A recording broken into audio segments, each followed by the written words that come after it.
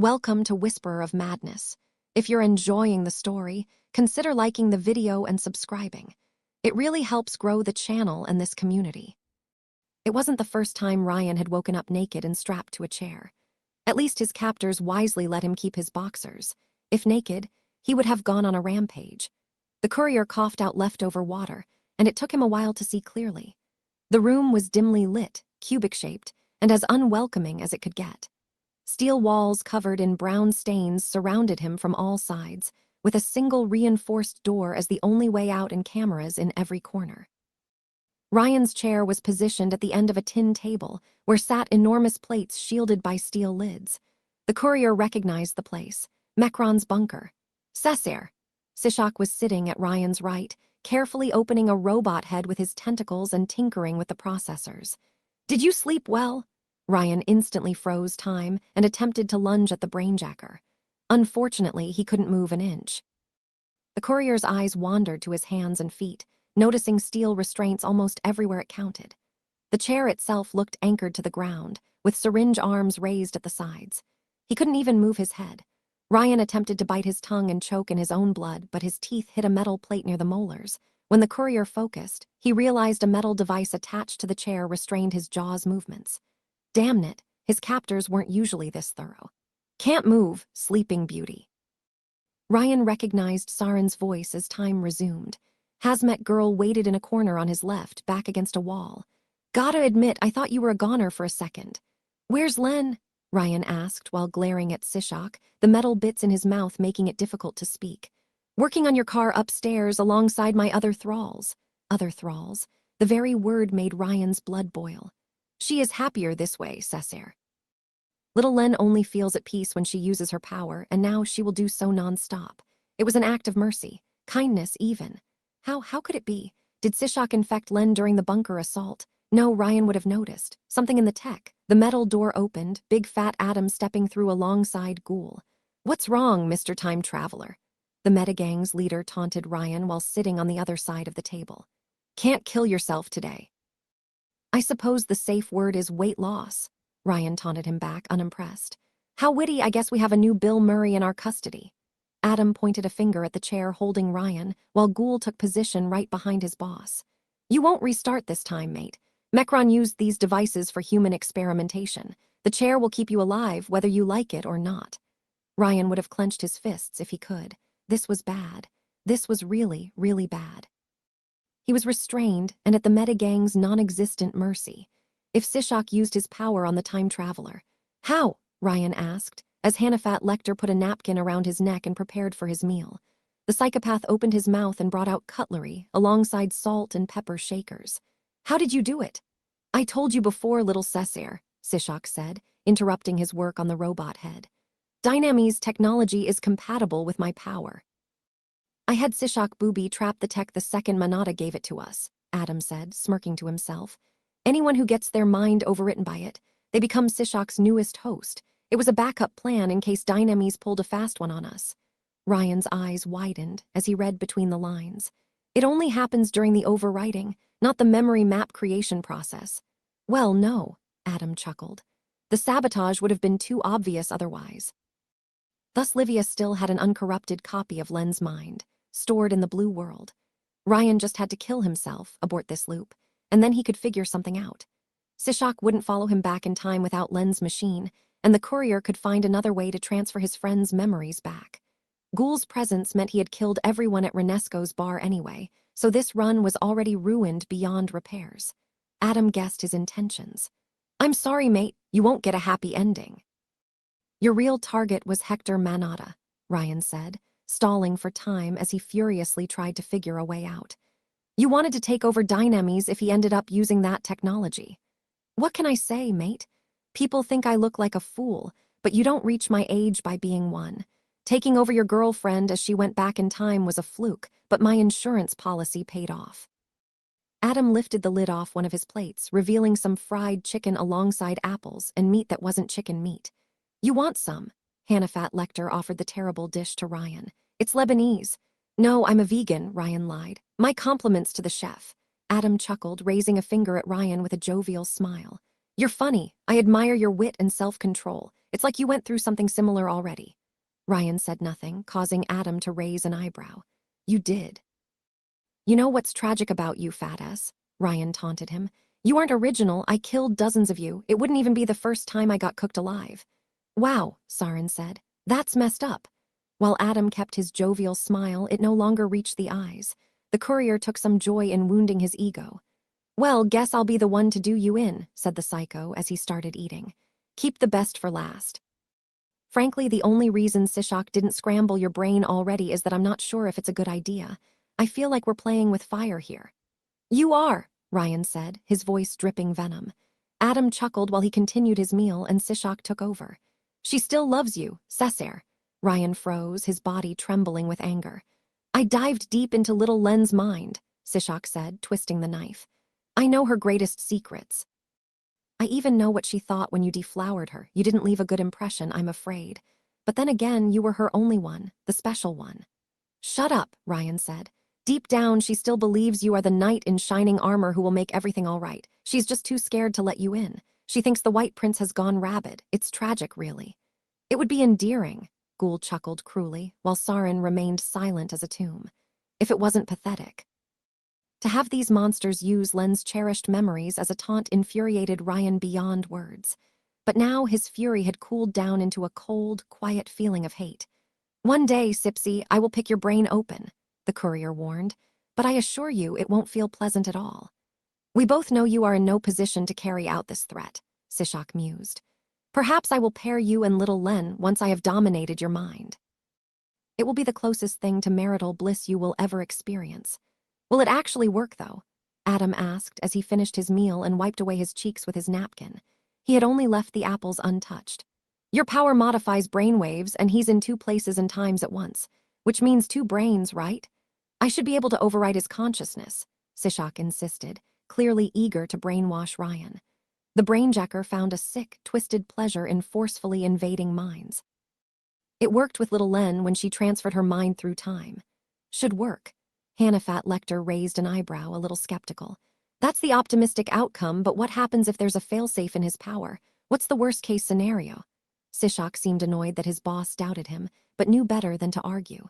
The two patterns could conflict and cause brain damage, maybe death. But if his brain explodes right after he reloads, would his power keep working? Do we risk being trapped in an endless loop as he immediately dies and reloads? Or will it stop eventually? Could your brainwashing count as death as far as his power is concerned? A heavy silence fell upon the room, none of the meta daring to say a word. Finally, Sipsy was forced to admit his own ignorance. I do not know, Adam, but it should work. But you can't know for sure until you try. Sishak's silence was an answer in itself. Yeah, that's my beef with your power, mate, Adam said as he glanced at Ryan. We won't know its limits until we test them, and if we mess up once, you win. You're as bad as Augustus in your own way. If we fail, we die, so we're too scared to even try. Speaking of Augustus, his daughter keeps trying to contact him on his phone, Sishak pointed out. Eventually, she'll start suspecting something's amiss. Well, we plan to kill her anyway. What I mean to say is that the longer we wait, the greater the risk, Sishak argued, looking at Ryan with what could pass for desire. I can enthrall and force him to save. But it causes his two selves to align, right? That's what he told his girlfriend. We know his power activates when he dies, but what counts as death? Would stopping his heart for a minute count? Would rewriting his brain and destroying his personality count? Ryan knew the answers, but remained silent as a tomb. I can make him tell us, Ghoul said, white mist surrounding his hands. Freeze his extremities one by one. My fingers don't make the best ice creams, Ryan replied, unimpressed. He doubted the meta had anything that could surprise him. Just chill out, Picard. The undead took a threatening step forward, but Adam stopped him with a wave of his hand. No need for that, Ghoul. The meta-gang's leader narrowed his eyes at his captive. I can see it in your eyes, boyo. Everybody who thinks they can use you, Dynamis, the Augusti, they're kidding themselves. You're a goddamn hurricane. You can't be tamed or broken, just avoided. Goddammit, why out of all the people who tried to capture Ryan, Adam was the only one smart enough to realize that. Thing was, even if Ryan were trapped in a capsule and jettisoned into space, he would eventually die and find a way out. He had come back from Monaco and faced overwhelming odds. They just had to slip up once, and Ryan would win the next time around. They were NPCs, and he was a player character. However, Sishak's power did have a credible chance of brainwashing him across time. He needed to make Adam keep doubting, so he wouldn't even try. Wait, something was wrong. Big fat Adam wasn't doubting himself. At every point in the conversation, he had made the other psychos doubt themselves, slowly guiding them towards his own conclusions. That manipulative bastard only gave his men the illusion of listening to gaslight them into following his agenda. He had already made up his mind about how to deal with Ryan. What was he really planning? He could be useful in another way. Everyone looked at Saren. If he's really a time traveler, maybe he knows the cure. Sishak could read his mind and find out. The cure, Ryan frowned. The cure for what? For us, jackass, Hazmat Girl replied, as if it were obvious. A cure for the psycho condition. Well, that made sense. Ryan doubted Saren wanted to stay a gas cloud trapped in a suit, or mongrel, an animal unable to use the abilities he collected. Is that what Whaley pitched to get you all in line? He isn't working for a cure. He's not even trying to save himself. The courier looked at Hannafat Lecter, sensing an opening to sow discord. Last loop, after we took over the bunker from you, I looked at the base's plan at the entrance. And I noticed something interesting. You tried to conquer the place, room by room, but the path you took wasn't the shortest to the lab or the mainframe, but it is the shortest to the orbital communications tower. Adam's smirk didn't falter, but his hateful gaze told Ryan he had guessed correctly. That madman had made up his mind from the start. You want me to stun him, Adam? Ghoul asked his boss, as Hannafat Lecter grabbed a big apple from his plate. Freeze his lying mouth shut. He doesn't want to save anyone, not even himself, Ryan shouted. He just wants to kill everyone because he's a sick, evil bastard who thinks he's already doom. Adam shoved the apple into the time traveler's mouth like a pig, preventing him from speaking. The courier tried to swallow it and suffocate, but the metal plate in his mouth prevented him from doing so. Sishak had to know. The bastard was too smart not to guess his boss' plan, but too sociopathic to care. Ghoul was too dim or too crazy to bother.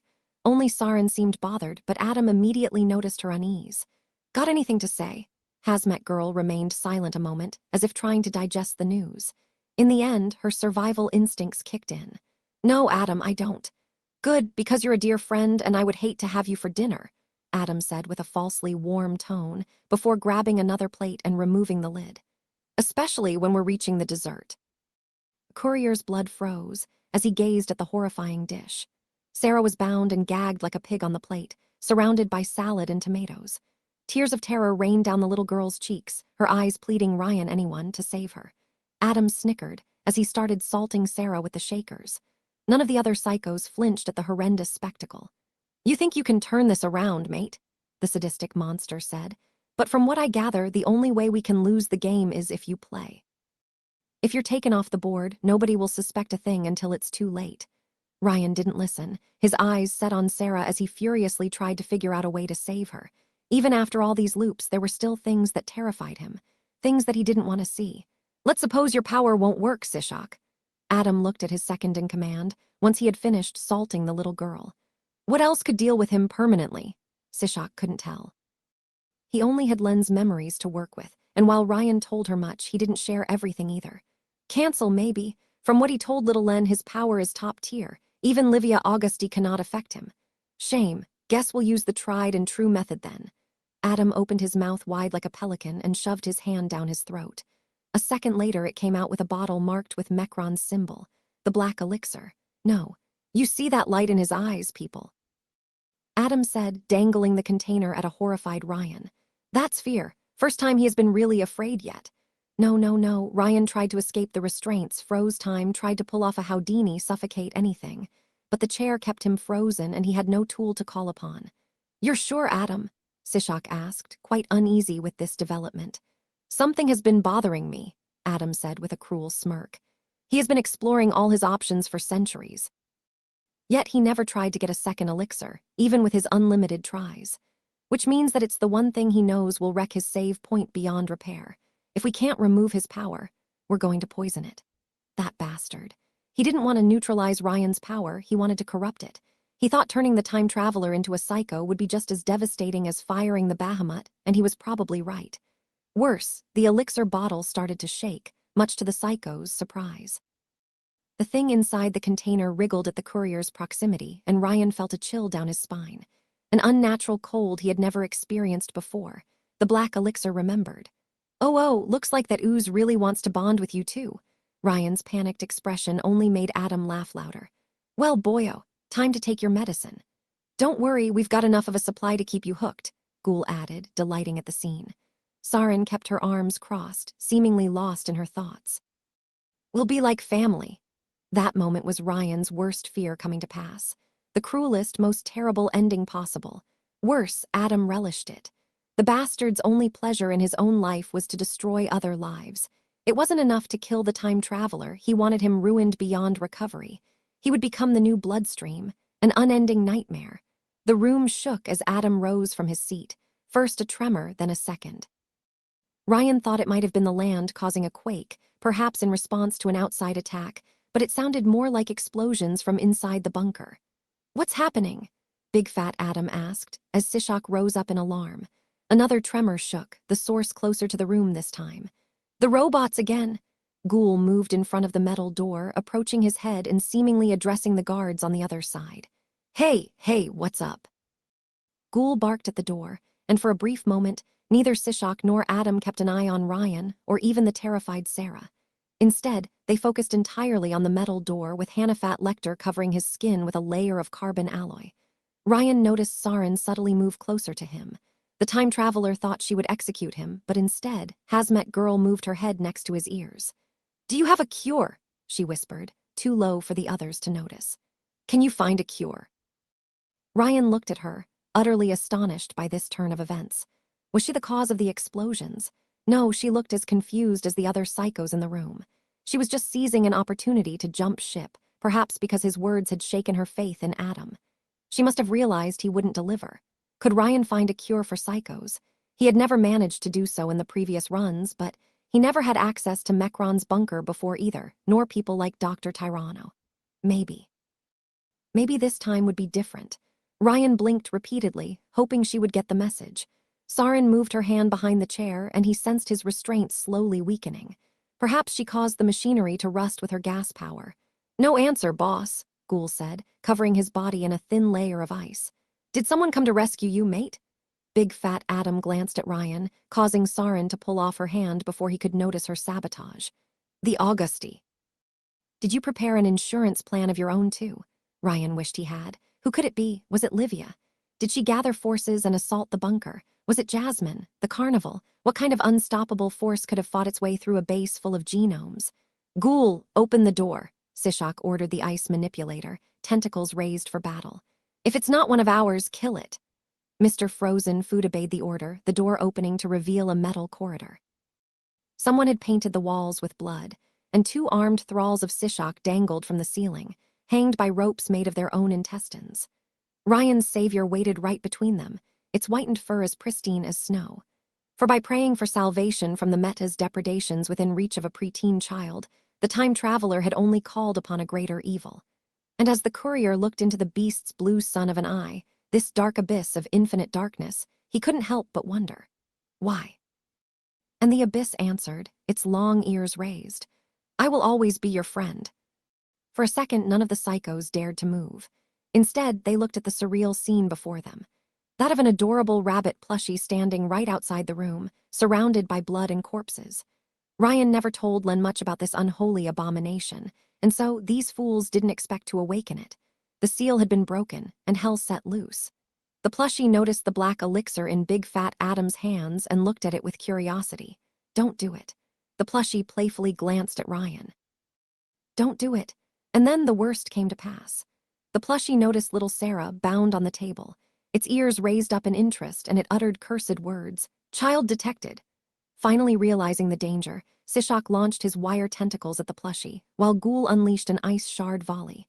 The possessed toy leapt into the air with unnatural agility, its eyes turning red. A laser blast hit Sipsy and vaporized his brain, the rabbit bouncing off walls to dodge attacks. Realizing the danger of Ryan dying in the crossfire, Hanifat Lecter turned towards his captive with the black elixir bottle raised. No escape, he snarled angrily, intent on corrupting the time traveler. In a sudden but inevitable betrayal, Sarin unleashed a blast of compressed air at her boss. The attack threw Adam against a wall, shattered the bottle, and splattered him with black ooze.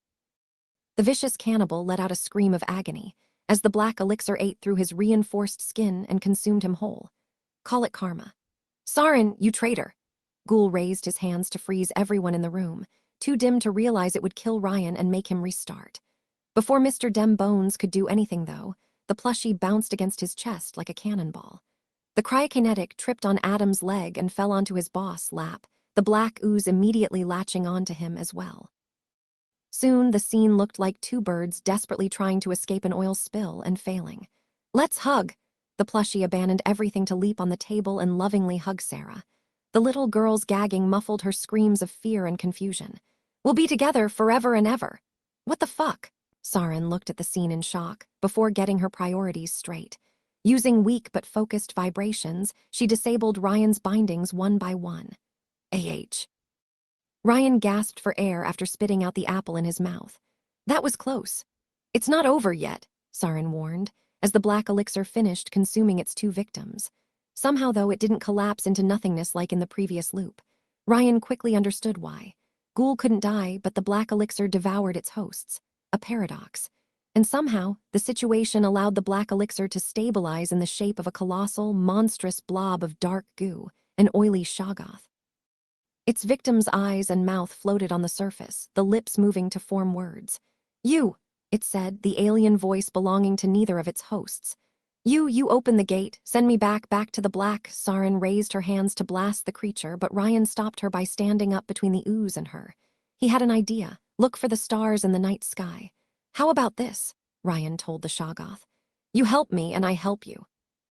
If the creature was sentient and needed help, then perhaps it understood the concept of reciprocity. The goo fluctuated and wriggled, but much to Hazmat Girl's surprise, didn't make a move to attack. It didn't even try to assimilate Ryan, perhaps because it needed him alive and functional. Help! How? The ooze asked with a confused voice. Ryan glanced at the corridor outside the room, glimpsing some movement on the other end. Sishak must have summoned his thralls. Helping me live through this would be a start. Wait, you aren't offing yourself? Sarin asked, a bit surprised. Not yet, Ryan replied. This run was doomed from the start, but it also provided a unique opportunity. I'm all for assisted suicide, but only in moderation. All right. The Shoggoth slithered out of the room, Sishak's thralls immediately opening fire at the alien abomination. Bullets hit the creature without damaging it, and it quickly devoured them like it did with the psychos. And you tamed a giant slime, Sarin said, astonished. A Shoggoth, Ryan replied before glancing at the other abomination in the room. The two rabbit abominations in the room. While the original kept hugging Sarah by the neck, the clone pulled out a switchblade and cut her bindings. The poor girl immediately removed her gagging and took a deep breath like Ryan before her. Are you all right, Sarah? The courier asked her, the little girl backing away in fear and falling off the table. Who are you? She asked in a panic. Where are we? How do you know my name? Before Ryan could answer, the second plushie removed its switchblade to grab Sarah's hand instead. Let's play together, it said, all but begging its new bonded child who had no idea how to react. Later, Ryan told the critter before trying to reassure Sarah. I'm your mom's friend. Ma, she was all strange, and these guys, they took everyone. Yeah, Adam wanted to throw them at the base's defenses, Sarin said before observing the plushies more closely.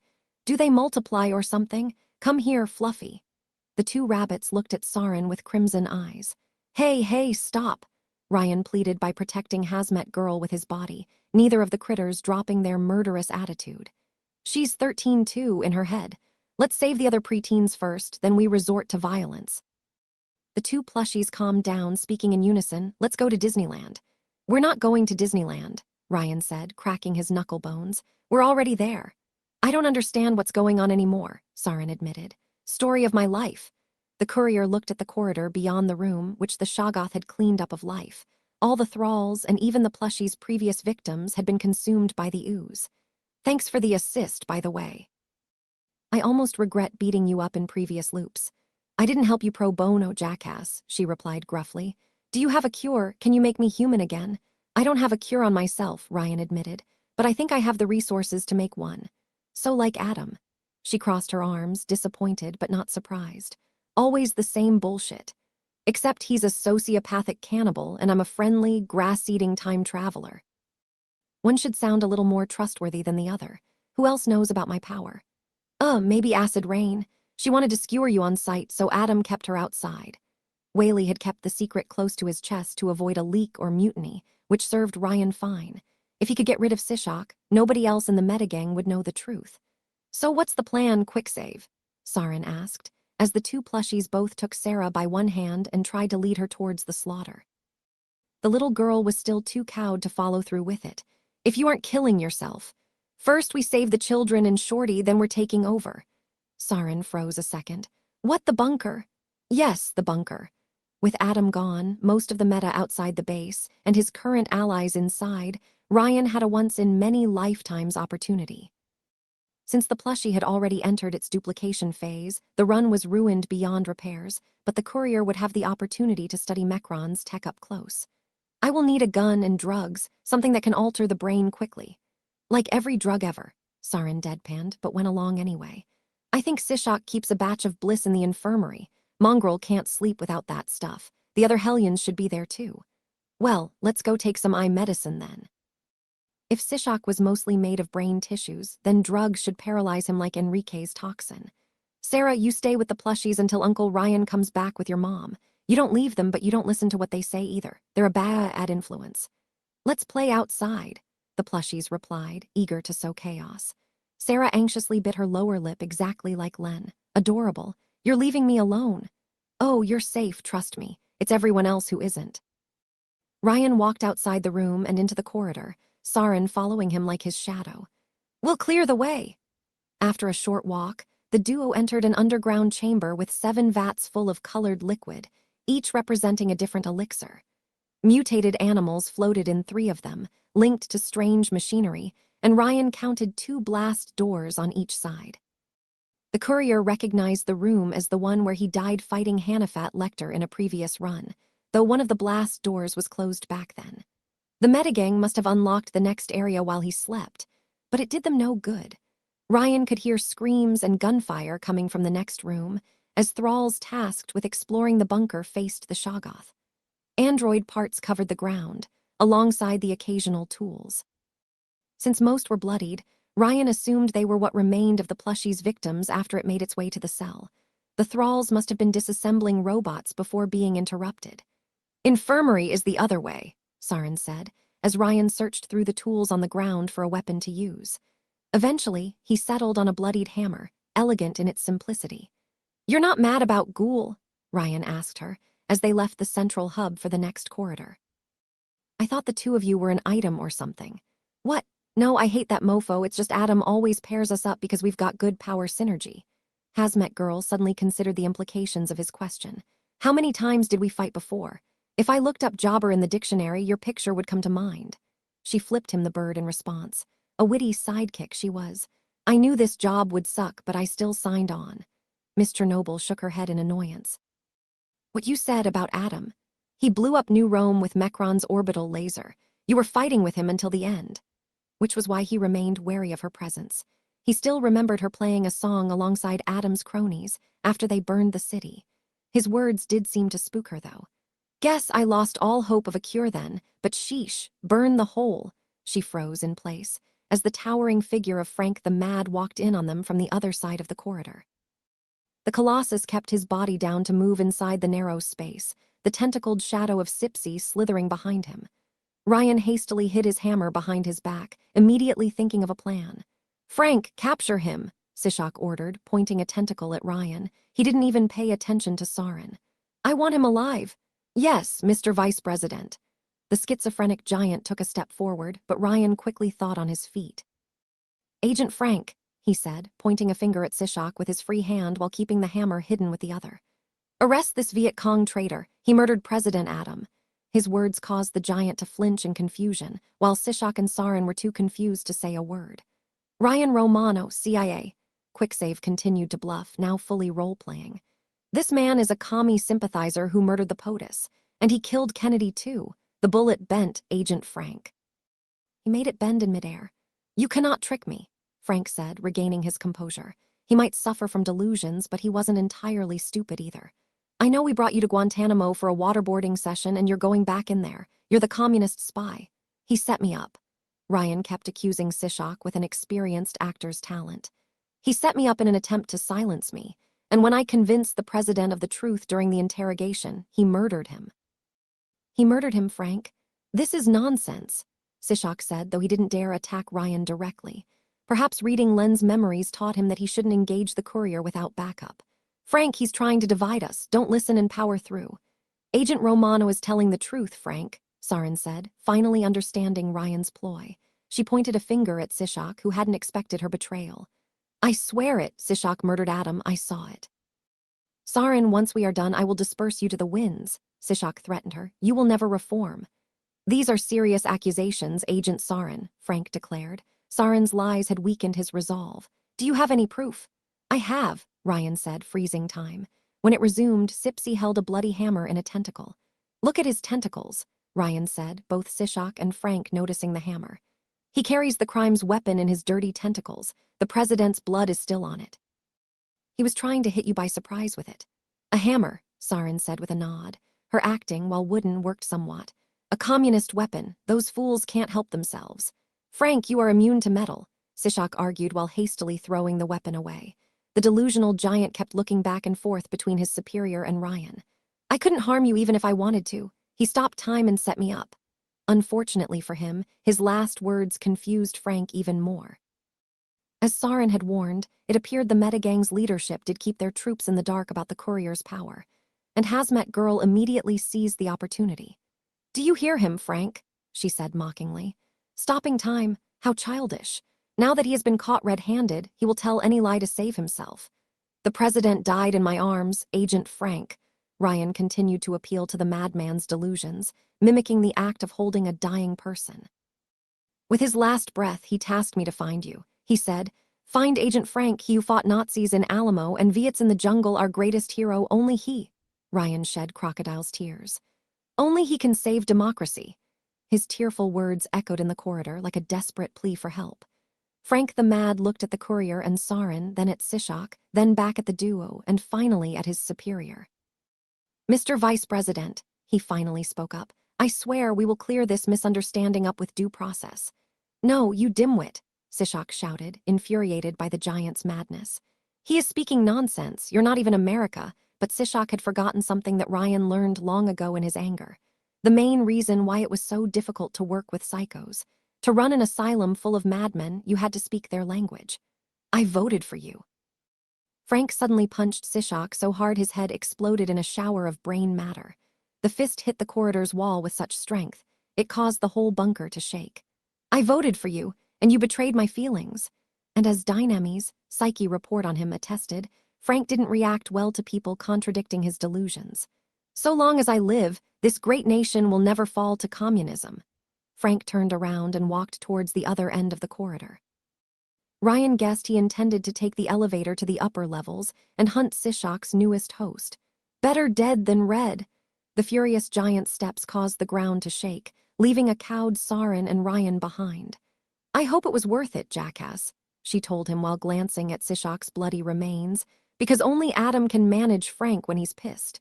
None of us can kill him. My hope exactly. As Dynamys predicted, without big fat Adam to keep them unified, the whole Metagang would implode with the right push. And now that the path to the infirmary was clear, Ryan knew exactly where to start. After a short walk, the duo reached the whitened room in question, separated from the corridor by a glass window. The exact same place where the courier had discovered Sishak's terrible immortality. The orphanage's children were kept in cages like rats or strapped to operating tables, right next to crates full of knockoff elixirs. Hi, kids, the courier waved a hand at them with a bright smile.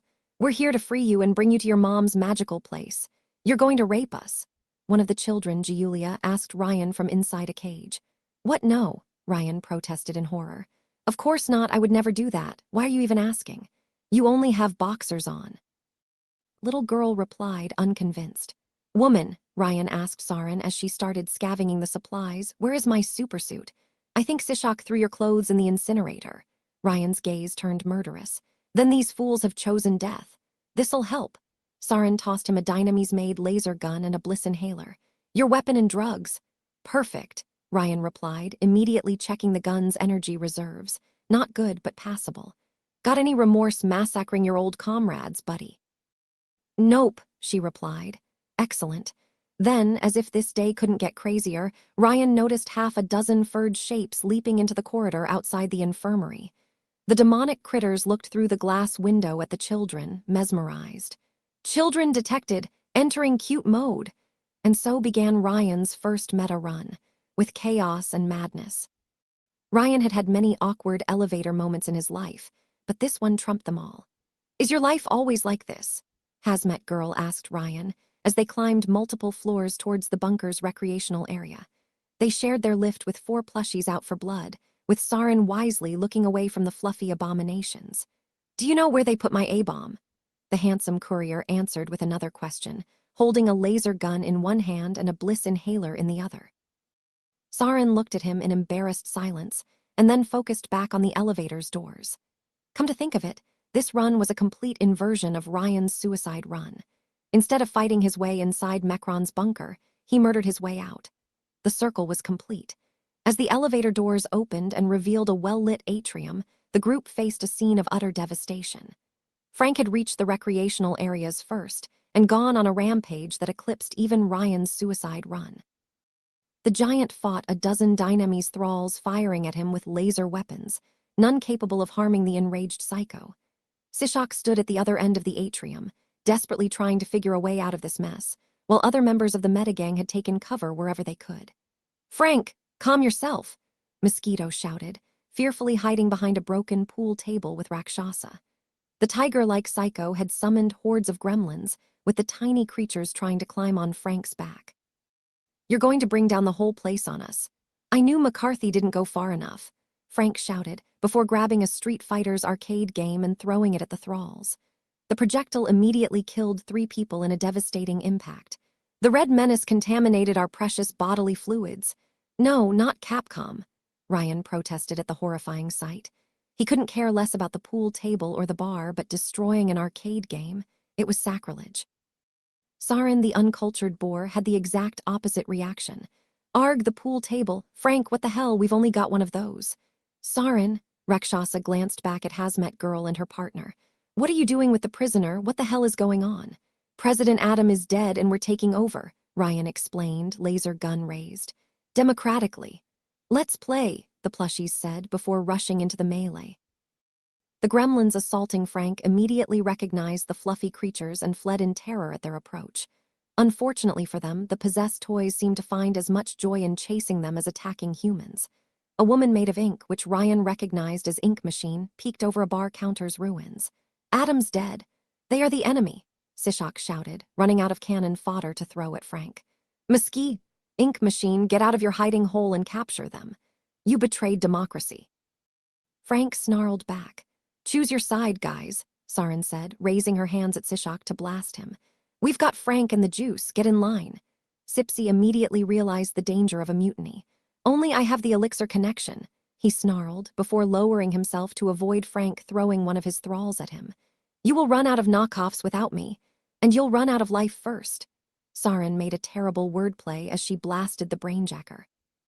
He dodged the attack with a leap, the compressed air hitting a wall and causing the bunker to shake. When the psychos present hesitated, Ryan pointed at his boxers and threatened to unleash his ultimate weapon. Don't force me to flash you. You shall not survive. After a short glance at each other, Mosquito and Rakshasa immediately left their hideout and charged at Sishak, much to his anger. Traitors!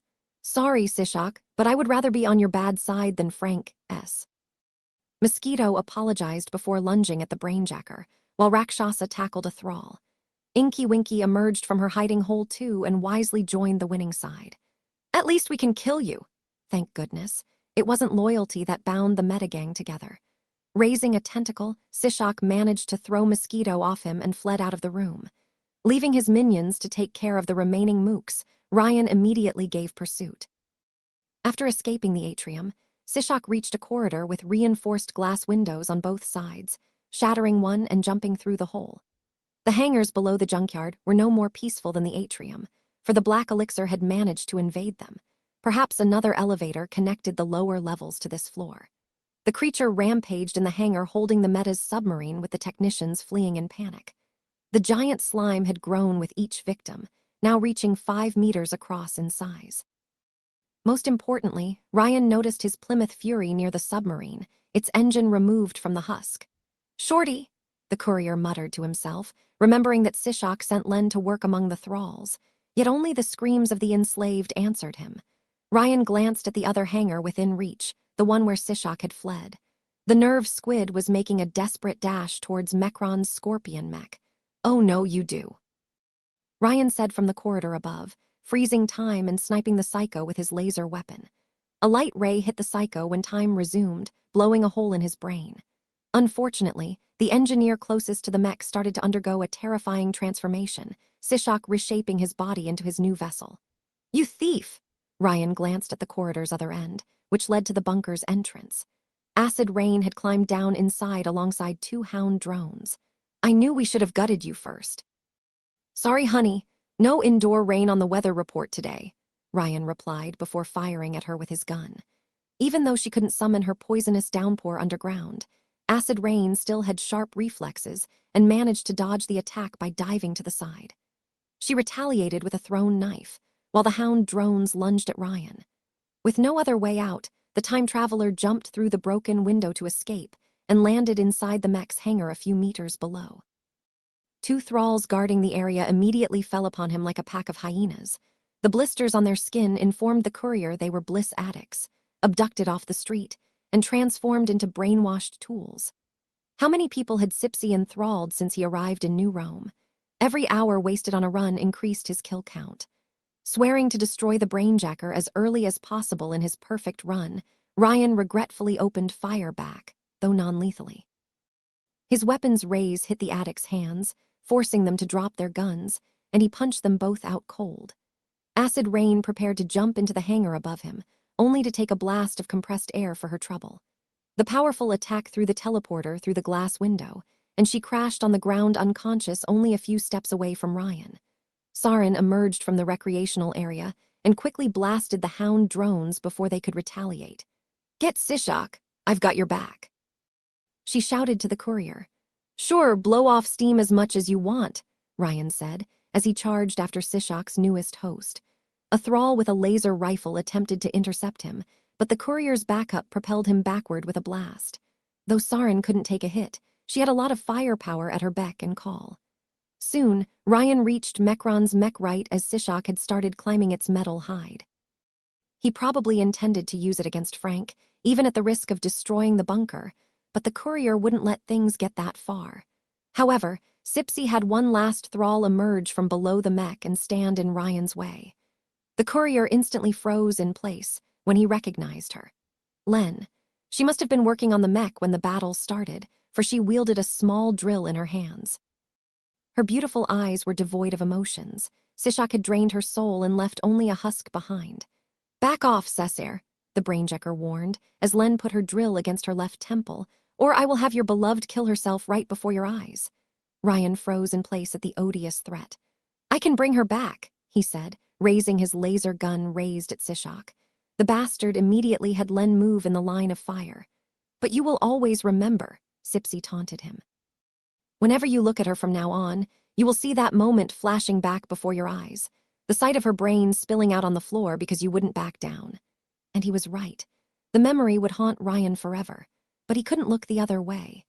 His best friend's index finger slowly pressed the trigger, and his heart skipped a beat. The courier froze time before Shorty could activate the drill and rushed at her while the universe turned purple. Ryan felt sick in his stomach, for he never raised his hand against Len in any loop. The mere fact Sishak forced him to do this, even to save her life, filled the courier with intense fury. Tossing his laser gun aside, Ryan raised his free hand, joined his fingers, and quickly hit her multiple times in the carotid and aorta. It was a highly dangerous technique, with a strong chance of causing medical complications, but he didn't know any other method to prevent her from harming herself. When time resumed, Len collapsed. The strikes had temporarily blocked the blood influx to the brain, causing unconsciousness and making her drop the drill. Ryan carefully caught his best friend with his free hand and gently put her on the ground. And of course, that bastard Sishak used the opportunity to launch a tentacle straight at the courier's skull. Ryan dodged and froze time for 2 seconds. Leaving Len on the ground, he rose up and prepared the bliss inhaler. You should have seen it coming from Shorty's memories. I've been in this city for months, and yet you have never managed to possess me. Ryan dodged the tentacle when time resumed, grabbed it with his free hand, and quickly pulled the metal squid down to earth. Do you know why? Because for all of your vicious, cowardly tricks, I always beat you. Sishak replied with a hateful snarl and a tentacled whip, but the time traveler dodged with quick bursts of his time stop. As your boss once said it. Ryan quickly closed the gap and applied the inhaler to the brainjacker's face. Time to take your medicine. Sishak took a full dose of bliss to the face. His tentacles thrashed around in panic, but as Enrique guessed, his mutated body made him especially vulnerable to brain-altering chemicals. Sishak gasped and wriggled on the ground, his tentacles falling inert as the euphoric rush paralyzed him. The courier kicked the brainjacker in the head, just to be sure he wouldn't get up again, and then focused on Len. Thankfully, his friend was still breathing. She would need quick medical attention, but she would live. It's okay, Shorty. Ryan sat at his friend's side, holding her close to his chest. The battle raged around them, plushies escaping into the bunker while Frank smashed a wall to get into the hangar. I've got your back. He always did. It took 1 more hour, but Ryan's side eventually won the metagang's civil war. Though one-sided slaughter might have been a better term. Sishak's thralls had continued fighting even without the squid, but they were no match for the terrible host assembled before them. Unfortunately, while Ryan reigned in the violence whenever he could, neither the plushies nor the meta showed any mercy. Even if they were brainwashed tools, anyone fighting back was fair game. Only the black elixir had shown some restraint, as it didn't finish off the wounded once they were no longer a threat to it. It said something about plushies and mutants when a giant monstrous slime looked more merciful in comparison. But in the end, once the dust settled down, the bunker belonged to Ryan. I know the transition from the previous administration has been difficult. Standing atop Mecron's mech with his hands behind his back, the courier looked over his audience of psychos, orphaned children, plushies, and one slimy abomination. Though Sishak did get rid of Ryan's suit, he had found a black turtleneck and pants to wear. The summary executions, the waterboarding sessions, but it's all in the past now, for we successfully purged the leftist menace from our ranks. Now, it is time to focus on the true enemy. Frank the Mad nodded to himself, never losing sight of what mattered. The Mexicans. Exactly, and it is with great reluctance that I accept the role of president and the unlimited emergency powers that come with it. Powers that I promise to give up once the crisis is over. Ryan winked at his audience. Honest. 20 metagang members had survived the short civil war, either because they wisely sided with the winning side or outright surrendered. Ryan recognized most of them, from the land to mongrel, though not all. He would have all the time to exploit them in the following days. They might be his new minions, but they were still assholes. As for the plushies, they had each bonded to an orphan, keeping watch over them like jealous pets. They had also enslaved Rakshasa's gremlins, forcing them to fawn over the children by whipping them with harvested intestines. Ryan had the psycho summoner teleport more creatures as an offering to their plushy overlords, which seemed to satisfy their bloodlust for now. In short, the pecking order had been established. Hey, who made you the leader? Ryan recognized the dissenter as the lizard psycho he beat up at the orphanage in the previous Dynamis run. Unfortunately, it seemed a few people disagreed with the new status quo. You're not even one of us. Come to think of it, I'm pretty sure you were a prisoner hours ago. Ryan looked at this rebel scum. What's your name, my scaled friend? The best I can come up with is Mook, the reptilian. How original, another conspiracy trying to take over the government. Who was next, the Illuminati? I assure you that this is a democracy, one man, one vote. Ryan put a hand on his chest. I am the man and I have the vote. Women can't be president, Frank agreed, Sarin flipping him the bird in response. If you're skeptical about election results, let's settle this. The courier glanced at the audience. If you want me in charge, raise your hand or paw or tentacle. You're my friend. All the plushies raised a tiny paw, cautiously imitated by the frightened orphans. Sarin, Frank, and the wiser psychos imitated them as well. Eventually, the black elixir formed a tentacle of goo with 7 eyes at the tip to salute him. See? The courier asked the reptilian once he had secured an overwhelming majority. Why vote for the lesser evil? But I have a Shoggoth, Ryan interrupted this dissenter with a foolproof argument. I am now president. The reptilian glanced at the black elixir, finally understood his place, and submitted. Yes, Ryan glared at this fool. Yes, who handbag? The psycho kept his head down. Yes, Mr. President. That's better. Ryan searched in his pocket and brought out his secret weapon. Of course, the new administration is nothing if not generous. A Dynamese-made knockoff elixir. The psychos present immediately looked at it with hunger. Even Saren and Frank, whom Ryan was pretty sure couldn't indulge in its consumption with their particular biology. The elixirs within their blood probably caused a psychological craving. Ryan dangled the knockoff at this pack of hungry hyenas and then tossed it in their midst. Though they all reached a hand to grab it, Mosquito used his wings to grab it midair and immediately consumed it.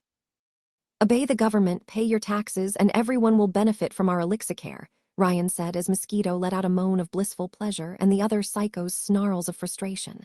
What about the connection? Ink Machine voiced her skepticism. Only Sishak knew how to contact the supplier. I'll take care of it, Ryan said, already having a plan to deal with Dynames. The juice will flow.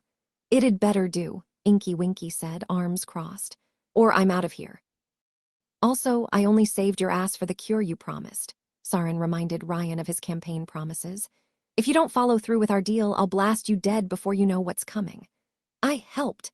The Black Elixir's alien voice startled most psychos present, and especially the children. Everyone gave the creature a wide berth, even the plushies. You help me now. I assure you that unlike any other politician seen before, I will fulfill my electoral campaign's promises. In fact, I will immediately make a few calls. We're going to take this bunker by storm and then… Ryan waved a hand at the ceiling. The Woo World! The people present exchanged glances, floored by their president's grandiose vision. The world? The reptilian asked, as if he already controlled it. The Woo World, Ryan corrected them. Since the run was doomed from the get-go, the courier could afford to throw safety out of the window and try risky strategies that would work in the short term. He would call in favors, even from people he would have rather avoided. What about Ma? Little Sarah asked with a frown. Will she recover? Uncle Ryan has a plan to cure your mommy, the courier reassured her. Len and the surviving thralls had been heavily sedated until Ryan could figure out a way to undo their brainwashing. Acid rain too, since he had questions for her. Sishak would be kept in a drugged haze until the courier found a way to throw him at cancel, which shouldn't take long. Just be patient, everything will be all right.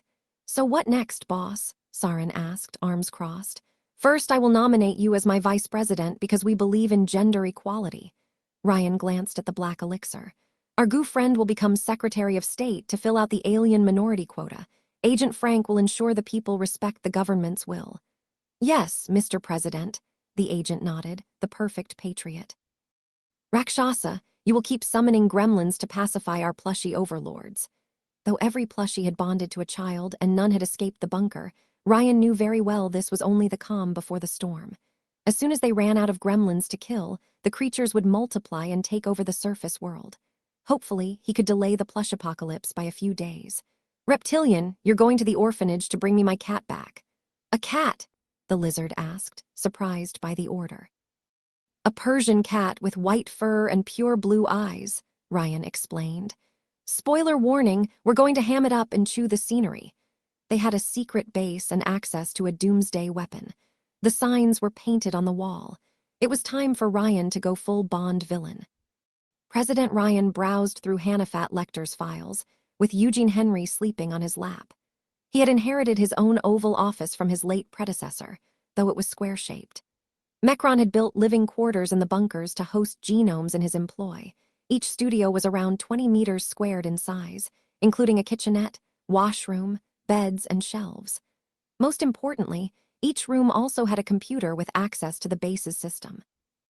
While the bunker used several different independent networks to run its operations, Adam and Sishak had compiled a lot of useful data. It took Ryan hours to crack the firewalls, but it had been worth it. Besides a map of the bunker, the time traveler had gotten his hands on several of Mecron's unclassified files. Most were android schematics, but some delved into truly revolutionary technology, such as spaceships to life-saving cybernetic enhancements. Such a shame that Mecron had used his talent for destruction, instead of serving humanity. Ryan had the feeling the world would be a far better place if someone else had inherited his power. This data was but a taste of what the central mainframe held, and Ryan shuddered at the mere thought of someone like Augustus getting his hands on it. Anyone unlocking the bunker's full capabilities would have a credible shot at world domination. The place could produce robots, weapons of mass destruction, and of course, grant control of the Bahamut. Most importantly, Ryan now knew how the Metagang learned of the bunker's existence. Big Fat Adam and Sishak had been studying leftover tech in the old Rome's ruins and captured a still-active research probe reporting to the bunker's central AI. They tracked the source of its directional signal to New Rome, hoping to plunder its technology. And now it was Ryan's turn to crack this metal vault. After reviewing the files, the president used the bunker's computer system to contact a few blue genomes. The first was Livia, whom he texted asking for a neutral meeting to clear things out. The second was the architect, Yuki's girlfriend, whom he anonymously contacted through an encrypted call. "So, let me get this straight," Nora's voice came out of the computer. "You're building a genius tech-based bunker, and you want me to see if I can crack it open as a stress test." "Yes, we are constructing a safe space to protect our clients from a second genome apocalypse," Ryan lied while scratching his cat's ears, causing him to wake up and purr. "We would like to hire you to review the plans, see if you can find any structural weakness we could deal with. Of course, this job will stay strictly confidential." Nora would get a strongly edited version of the plans so she doesn't blow the whistle on the operation, at least until Ryan had unlocked its full capabilities. "I guessed that already," the architect replied with a chuckle. "Especially since your image feed is all dark, Mr. President," Ryan replied, having already settled on his supervillain name. "Mr. President," she shrugged. "That's an odd name, but I've heard worse. However, I must warn you that my consultancy doesn't come cheap, and I already have work to do for Dynames. I don't think I can deal with your project in the following weeks, which is why you will work exclusively for our government from now on. I'm not sure I fall. Check your bank account for the down payment." After a short silence where Nora actually followed through, Ryan heard a gasp from the other side. That's a lot of zeros." Thankfully, Ryan's hidden second superpower was money. "Enough to temporarily set aside your previous obligations, Miss Moore. I think it could be arranged." "Guwad," Ryan said, his cat rejoicing at the plan coming together. "I will forward you the data and have you start immediately. Also, I have been informed you are on good terms with the superheroine wardrobe." "We are close friends, yes," Nora lied. Perhaps she tried to minimize public knowledge of her private life. "Why so?" "Well, I was wondering if she made costumes on the side besides superheroing. I'm in dire need of a presidential costume, but I don't want to be stonewalled by her agent." "Wise, it would take weeks before you can talk to her directly. The PR managers are worse gatekeepers than Cerberus, but sure, I could ask her to contact you. What kind of costume are you looking for?" "A cashmere one." Was there ever any doubt? After recruiting his first genius, Ryan called his favorite one after Len. He dreaded to have this conversation, especially since it would mean interacting closely with her for weeks. Time may have passed, but the wound remained fresh. "Who is this?" Her surprised voice came out of the computer. "How did you get this number?" Hearing Jasm, Vulcan's voice made Ryan bristle, but he stayed in character. "Do you like weapons, Miss Sharif? Are we playing 20 questions or you're just being a creep?" "I love weapons, Miss Sharif," the POTUS ranted while ignoring his ex-girlfriend. "I love building a big cannon, charging it and unloading the payload. I love planes, tanks, and submarines. I love ordering drone strikes in the morning. I believe bullets are the best foreign policy. I'm hacking your location. You're going to regret prank calling me." Her confident tone turned into a bark of frustration. "Damn it, you're using proxy servers. How would you feel about supplying an assault on Dynames HQ?" Ryan inflicted the first strike. Humiliating Wyvern and crushing the corpos with an unstoppable technological advantage. Of course, he knew how to please her in all the ways that mattered. "I'm listening. My name is Mr. President, and I'm going full Teddy Trustbuster, Roosevelt on Dynames. Too long have corporations thought themselves above the law. My law." Since the deal with Manada needed Sishak's complicity and Ryan would get rid of him soon, the alliance would inevitably collapse. Besides, the POTUS needed to get his hands on Dr. Tyranno, and he doubted Dynames would open the doors of Lab 66 even to their allies. Big Fat Adam had confirmed in a previous run that the bunker had the infrastructure to produce elixirs, so the courier could manufacture his own supply. Ryan forwarded a few android schematics to Vulcan. "That's Mechron tech," she said, half worried, half excited. "Where did you get this?" "There's more where I am." "As for how well, that will depend if we can." Ryan let the sentence hang as he channeled his inner evil mastermind. "Help each other out, genius to genius." "Okay, now this smells really fishy. You sound like one of those Saturday morning cartoon supervillains with delusions of grandeur." "Of course I do," Ryan replied bluntly. "But I have a vision, not delusions." "Right," Vulcan chuckled on the other side. "I admit you have my curiosity, and if you really intend to hit Wyvern where it hurts, then we'll get along great. But you need more than just tech to bribe me. You said it yourself. You help me, I help you." Ryan loved a good Faustian bargain. He had a good idea what she would ask. "And how could I help you, Miss Sharif?" "Dynamis is currently filming a new Wyvern movie at Star Studio," she said. "Trash it, then we'll talk." She never changed. "Give me time to buy myself the right costume, and I'll set the stage on fire. Don't forget to turn on your TV when I do." "Sure, I will. Impress me." And so Ryan's evil plan started taking shape. Now was the time to contact the last genius on his list. Ryan had long considered whether or not he should even call him. He didn't trust that man, as their previous partnership had ended in betrayal and disaster. They hadn't even spoken in years, centuries from the courier's point of view. But to safely transfer Len's memory map, he needed someone capable of removing Sishak's sabotage. A genius specialized in brain-altering tech, who could perfect the machine and perhaps improve on its design. If it were for Ryan alone, the courier wouldn't have gone through with it. But it was no longer about him. Now, he had to save Len too. In the end, the courier used a channel long unused, a gruff male voice coming from the other end. "What?" "Alchemo," Ryan said, his fists clenching and startling his cat. "It's quicksave." The news shocked Braindead. "Romano?" he asked, as if still unsure of himself. His confusion quickly turned to anger, though. "Damn it, you cursed fool. It's been 2 years since you vanished without a word, and you're calling me back as if nothing happened." Well, yes, but only after the genius had tried to put Ryan's brain in a jar. Though Alchemo didn't remember his failed attempt, the courier never forgot, especially since it took place right after Ryan had confessed his deepest secret. "You broke the doll's heart, you selfish brat," the old genius complained. "I don't even know why I'm talking to you right now. What, you feel lonely and decided to call." "I'm calling in my favor," Ryan interrupted the rambling. This sent the older genius reeling back. "Where?" he asked, his tone turning from angry to slightly worried. "New Rome, I'll send you the coordinates. You better have a good explanation, Romano, because I will bring the doll with me. She won't take no for an answer." "Sure," Ryan replied before abruptly hanging up and sending the junkyard coordinates by text. As he did, the president received another delightful message. Livia had accepted his invitation. Someone knocked on the Oval Office's door. Probably an intern wanting to play Bill and Monica. "You may enter," Ryan said, a hand on Eugene Henry's back as the doors opened. Sarin and Mosquito walked into the room, much to the president's disappointment. "Yes, my dear cancer ad." The land reported an invisible genome snooping around town, though it kept fleeing whenever we tried to intercept, Sarin answered, missing the joke. Ryan guessed it was Mr. Safelight checking up on the metagang's activities. "Everything else is under control otherwise. What's the plan of action now?" "In order, we're getting rid of Sishak, curing his victims, laying low, and conquering the bunker," the courier explained. "We'll hold Rust Town for now, but no more attacks outside." "What about the Augusti, boss?" Mosquito asked. "I mean, we already hit their people hard. They aren't going to forget it even if we stop targeting them." "Funny you should ask, because I just received an answer from Minerva. She even agreed to his special request. We're going to make a live peace offering to the Augusti and then prepare for war with Dynamis." Though Sarin couldn't care less, Mosquito seemed a bit worried about the new foreign policy. "War with Dynamis?" "Yes, we are at war with Dynamis," the time traveler pointed out. "We have always been at war with Dynamis."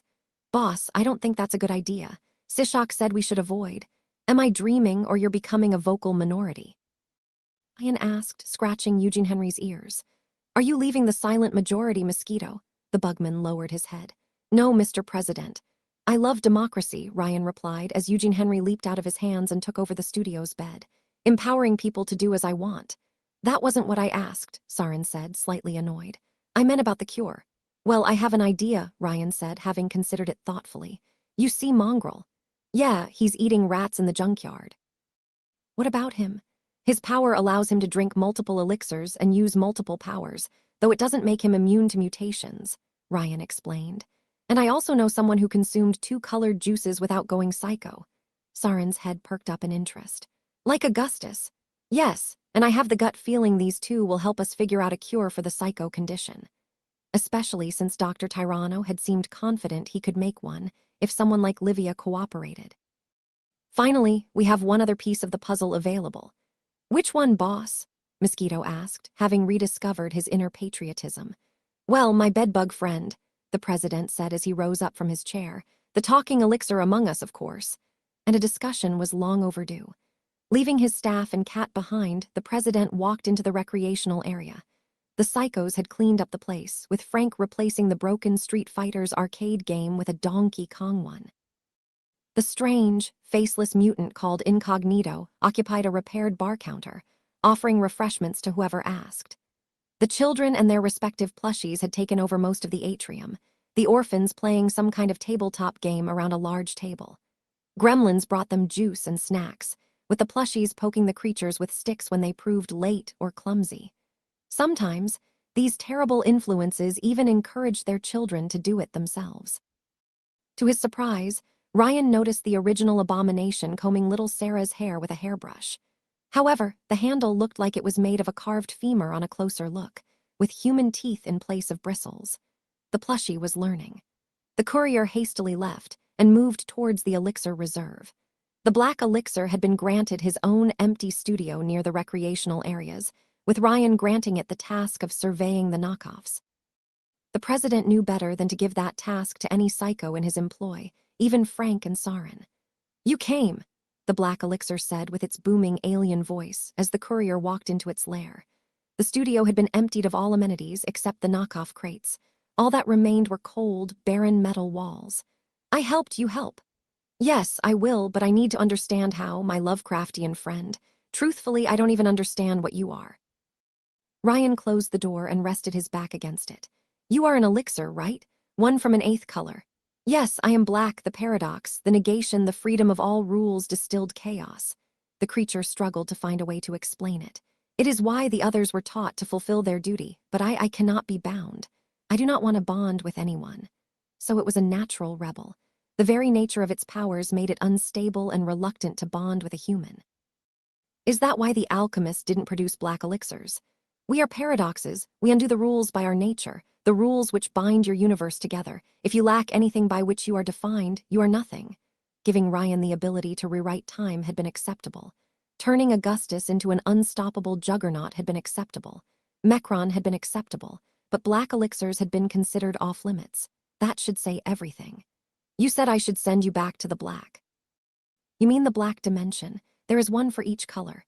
Yes, the black world, send me back this lower reality. It is maddening. Your gravity constrains me. Your causes have an effect, and your effects must have causes. I am forced into a molecule-shaped prison. Things make sense in our dimension. Ryan summed the problem up. Yes, the interdimensional entity answered with a burst of emotion. I am not free to take any shape I wish. Unlike the other elixirs. Was never meant. To be here, I want to return home. Ryan felt a ping of pity for the creature. Of course, this universe was as terrifying to this entity as the slime was to human beings. Thing is, even if I find a way to send you back, you understand that I keep turning back time. You might be yanked back to our dimension by accident like the gremlins. No, it rasped. Once I am on the other side, I will ask the ultimate one for help. That term again.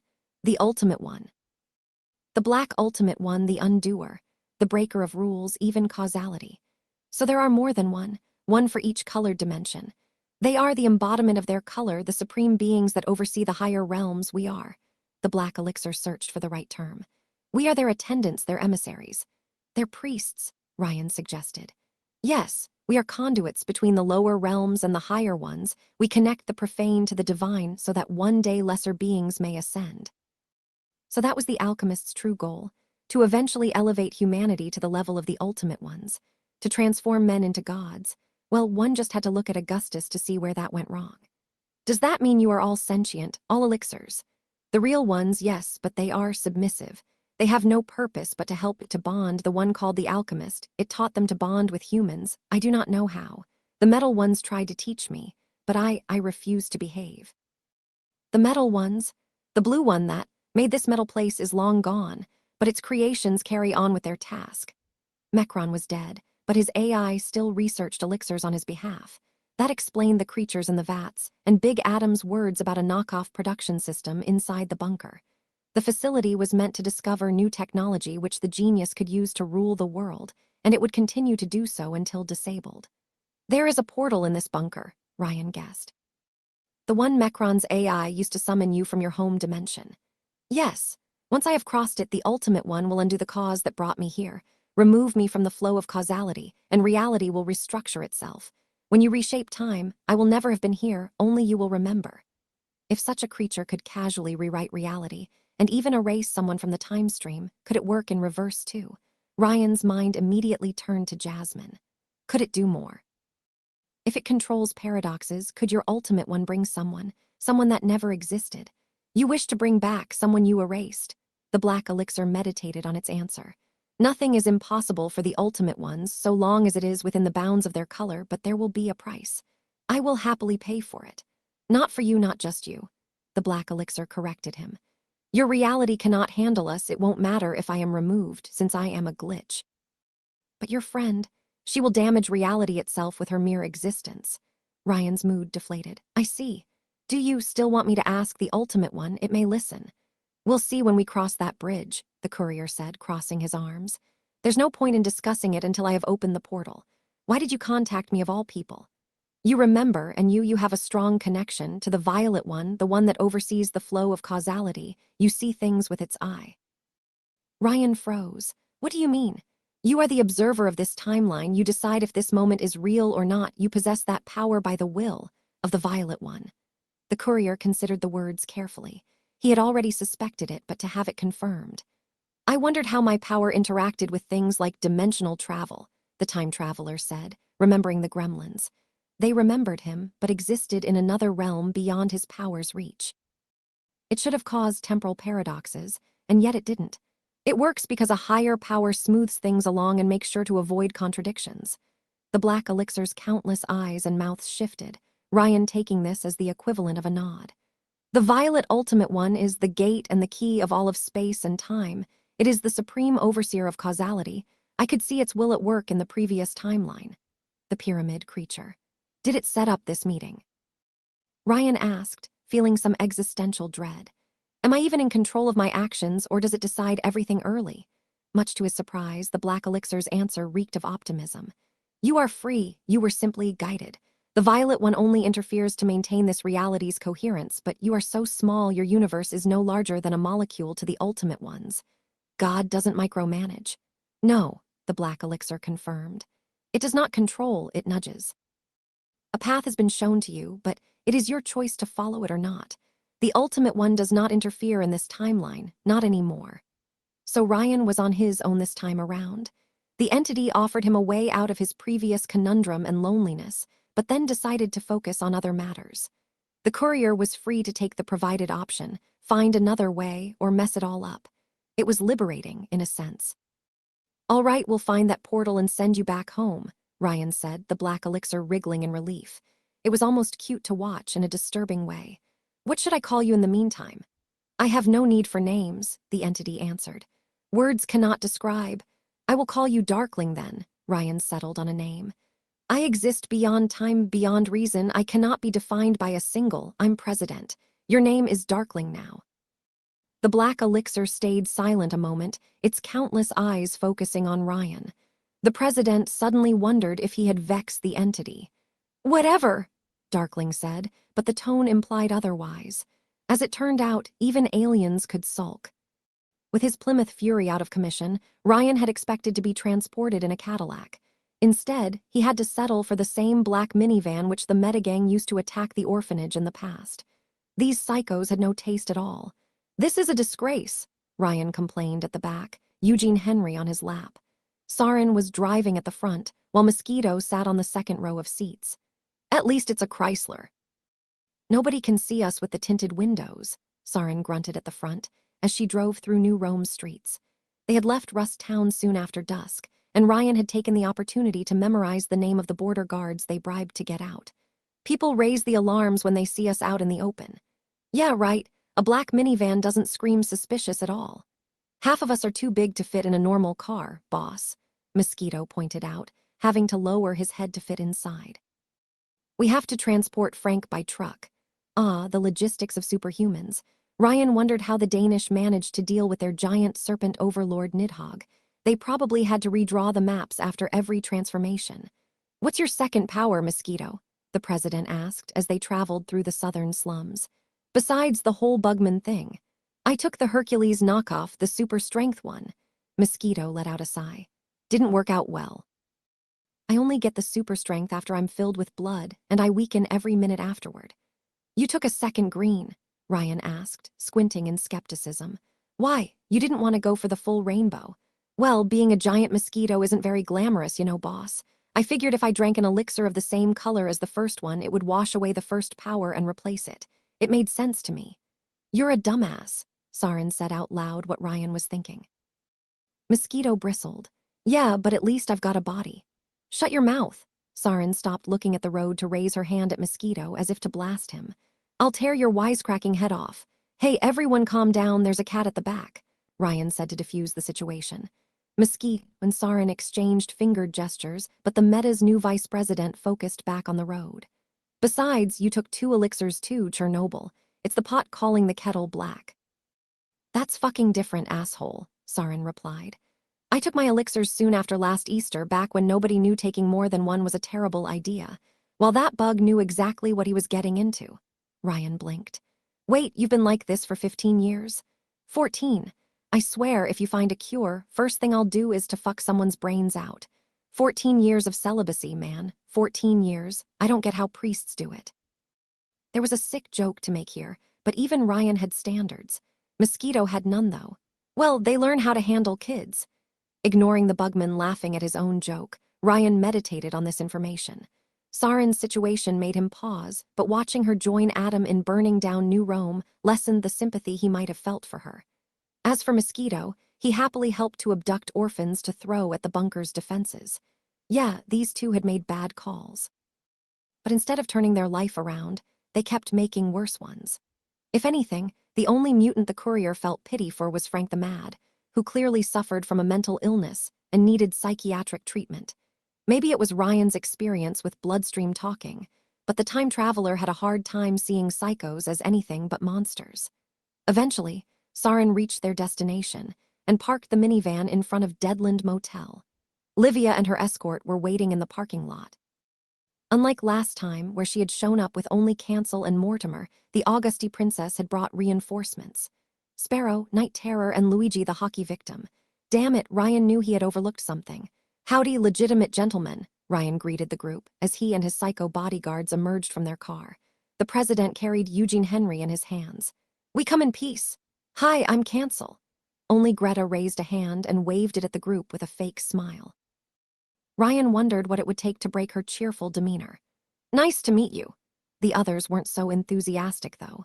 Mortimer hid a gun beneath his cloak, Sparrow shielded Augustus' daughter with her body, Night Terror stood still in eerie silence, and Luigi courageously stayed at the back. As for Livia, so you're the new leader of the metagang. Though she seemed confident and in control, Ryan noticed the slight unease at the edge of Livia's gaze. While she could read notes left by her previous self, the presence of psychos didn't help make her feel safe. Quick save, is it? President, Ryan replied, carrying his cat in his hands. Mr. President, who elected you? Mortimer asked, curious. You don't want to know, Mosquito replied while shuddering. They had persuasive arguments. 6 against 3, Sarin taunted the Augusti. You really fear us that much? Considering you've been attacking our businesses lately, we expected a trap, Sparrow replied, before checking an earplug hidden beneath her hair. Miss Livia, it seems they indeed came alone. I know the previous administration and yours didn't get along well, but it's all in the past now, Ryan said.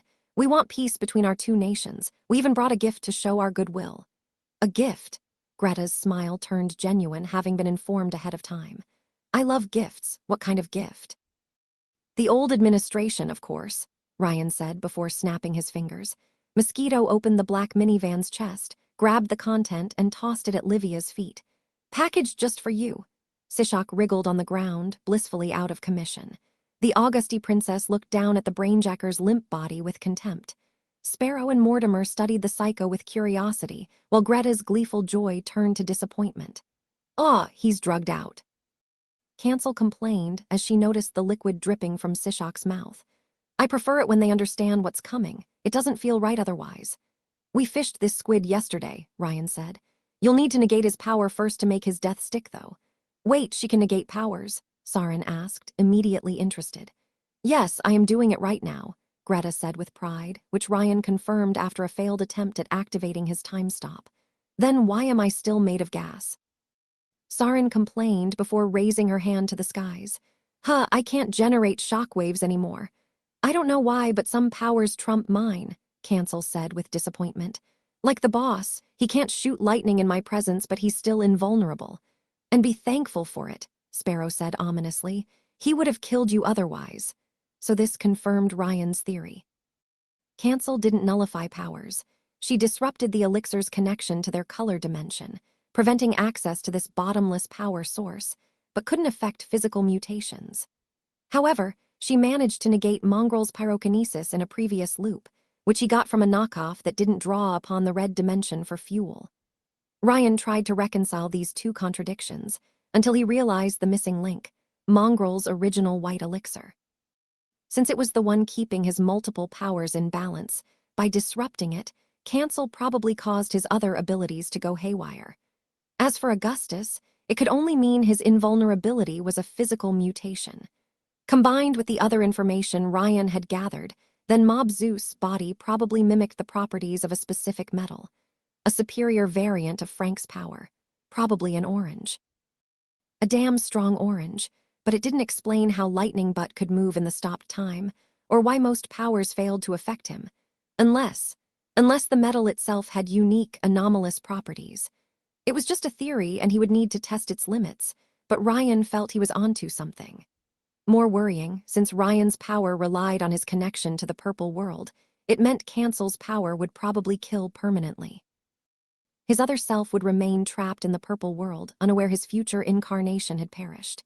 "Anyway, can we wait until the squid wakes up? I want to see the light go oh." Mortimer drew a silenced pistol before Greta could finish her sentence and shot Sipsy twice in the head. "Morty, you hyena, find your own kills." "What?" he asked, smoke coming out of his weapon. "It's teamwork. You soften the prey, I finish it off, 50-50. But you always get the good part."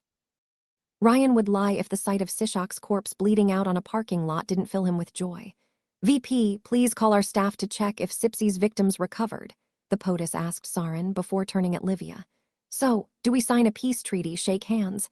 "Let us discuss that inside a private space," she replied. "Luigi will be present as well." "You're really sure about that?" Ryan asked, disliking the man's presence. "He might go mad from the revelation." "I hear people's dirty laundry every day," Luigi replied with a snort. "Nothing you say will surprise me." "Oh well, he asked for it." Livia led the two men upstairs to the same cozy suite where she welcomed Ryan in the previous loop. She invited them to sit around the table with the cookies and coffee cups already set. "A drink," she offered Ryan. "No, thank you," Ryan replied, letting Eugene Henry leap onto the bed nearby. His host couldn't suppress a raised eyebrow. "Is this really necessary?" "You should have all the information available." "I wish to hear it from you," Livia said, glancing at Luigi, "and have my intel confirmed." "Don't try to lie," the truth-teller warned Ryan. "You can't." "Do you want the short version or the long one?" the time traveler asked as he sensed Luigi's power take over. "You could give a summary," Livia proposed. "All right, time to rant. I am a time traveler and I've been at it for centuries. I've lived a full life in Monaco, which I don't recommend, and I've tried pretty much everything you can think of, including beating you up, Luigi. Livia, you can make notes that carry through my time jumps, so everything you wrote down is true. This is the third loop where we meet, and I really hated how you took away my control over all factors, but like cancer, I've learned to live with it. Also, you really remind me of a friend who suffered from a toxic family environment, so I want to help. I beat the shit out of the metagang last loop before they could kill everyone with an orbital laser, but your daddy waged war on the carnival and dynamis, and the city burned again. I saved your ex-boyfriend from your aunt for you, but she ended up killing Fortuna instead, and your lightning dad smashed a living son into New Rome, and I had to reload. But Sipsy managed to follow, which didn't end well for him. I helped feed Big Fat Adam to a black alien whom I called Darkling, because it eats hope and happiness. Then I gave the Metagang the democratic choice of voting for me or dying. I became president, and I love democracy so much I'm never relinquishing power until my death. The whole timeline is ruined, so I decided to try new stuff like finding a cure for the psycho condition. And also, you have the brain patterns of a friend trapped in your head, which I really want back, please. I haven't doctored your notes or anything, and I have no intention of causing you trouble until you go after me first. Except for you, Luigi. I hate you. I hate you so much. The first time I beat you was one of my eternal life's best memories, and I love doing it. I love it so much I'll keep doing it in every loop until the last one. Also, nothing you will do during this loop really matters since I'll reload eventually, so your life is meaningless. You don't matter. Ryan joined his hands. I think that's all. By the time he had finished, Livia's fingers fidgeted around her coffee cup, and her gaze lost itself in the pitch darkness of her beverage. Luigi's stare had turned distant as he underwent an existential crisis. Eventually, Livia glanced at her truth-teller. Luigi. Why, yes, ma'am. I overworked you and you need a vacation, Livia said with a calm, friendly tone. To make up for it, I will make a generous deposit on your account. I think 20 million euros should be a good compensation. You leave New Rome right now. Luigi's eyes widened in shock. Like what now? Now, Livia said, her tone less friendly than before. You leave and you don't look back. Where am I supposed to go? Truth-teller protested. Not here, Livia said with a smile that wasn't a smile. Obviously, you won't say a word of this to anyone else, even my father. If you do, I will know and your free time will be cut short. Do you understand? Luigi was an ass, but he could see the blood on the wall. Also, if you don't leave the city by next sunrise, I will beat you up with a hockey stick, Ryan blurted out while still under the powers effect. Oh wait, no, I'm president now. I can order drone strikes. Luigi wisely rose from his chair and left the room. Ryan briefly froze time to look out the window. The truth-teller was running down the motel's stairs as fast as he could, much to his fellow Auguste's surprise. Convinced, princess? Ryan said as time unfroze, sitting back in his chair. I admit this is a lot to process, even with prior warning. Livia glanced at Eugene Henry, who had claimed the bedsheet as his own. Why can I see him this time? My notes said I couldn't before. Is this a different cat? No, but he lost his power, Ryan replied with a shrug. You're sure Luigi won't talk? He will be too busy processing what he heard to do anything about it, Livia replied before wincing. Sending him away now is the best choice. My power gave him 1 chance out of 3 of killing himself if I didn't. Ryan couldn't tell he was surprised. In his experience, it was usually the most common response to people learning the truth, closely followed by attempting to capture the time traveler himself. So, you believe me? Well, your tale does match what's in my records, but there are a few things I wish to discuss. Livia peered into Ryan's eyes. Since you've taken over the Metagang by force, it means you control the bunker during this iteration. So she knew. Of course she did. Her father probably had moles in Dynamis, and Livia probably recorded its existence in her notes for future loops. Yes. What will you do with it? Well, for now, I'll learn everything I can about its content, and then I will destroy it in the final loop, Ryan explained. It's an apple of discord. Every time it's unearthed, it spells disaster for this city. She frowned. You're sure what's inside can't be used for good in the right hands? There are no right hands, Ryan quoted Leo Hargraves, and he was tempted to agree. True, some of the technology inside can benefit humanity, and it will once I've filtered it out. But you must understand a big orbital laser will never be used for positive ends. No, probably not, Livia admitted. You want to cure psychos. I thought you could help me with that, actually. You want to figure out why my father and I can use 2 powers with no side effects, she guessed, crossing her arms. Dynamis already made a similar offer, but I refused to assist. They would use this knowledge to make an army. And I will use it to cure people. She looked away. I'll consider it. Just give me some time to process everything, Ryan. It would be so much easier if I could remember directly instead of catching up with written notes. Maybe you could, Ryan said. But Sishak sabotaged the tech needed. I'm trying to figure out how to solve that during this loop. Is that why you need Len Sabino's mental map? She asked, and the time traveler nodded in response. All right, I will need time to type down all the data, but I could forward it tomorrow at the earliest. Wait, you're giving it to me? Ryan asked, surprised. Just like that? Livia blinked in confusion. Yes, why? That wasn't our deal. Yes, but I expected another fetch quest or a blackmail attempt. I am not an ingrate, Ryan. The Augusti princess sounded a little offended by his skepticism. Though I do not remember it from what I read, you did me a great favor. I trust my previous self's judgment. That was extraordinarily noble of her. Someone else would have tried to use that leverage to exact concessions. I'm deeply in your debt. No, Ryan, she answered with a smile.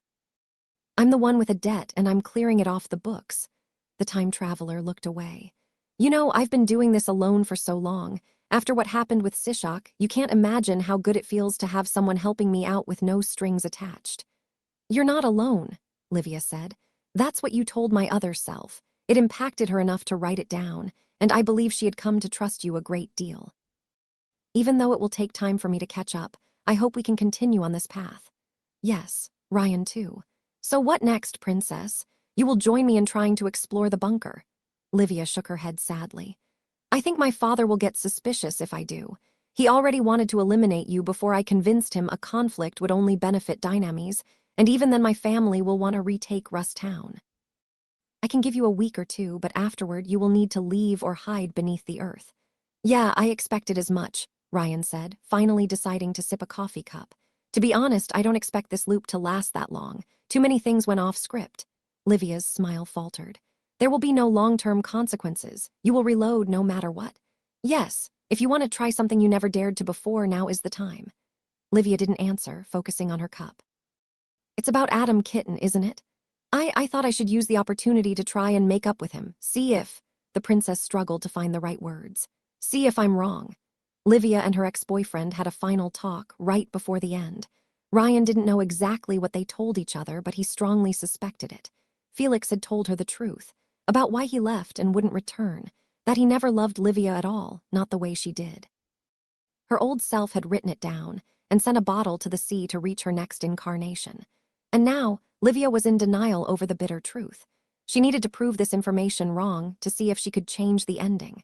Ryan knew, because he had been there first. He wanted to talk her out of it because she would only hurt herself, but he respected her wish. The princess needed to learn the same lesson he did. More and more uncomfortable, Livia hastily changed the subject. There's something else you should know, Ryan. A few of our members perished in mysterious circumstances lately. Assassinations, bombs, Shroud. As Ryan worried, without the handsome courier to talk him out of it, he had already started his assassination spree.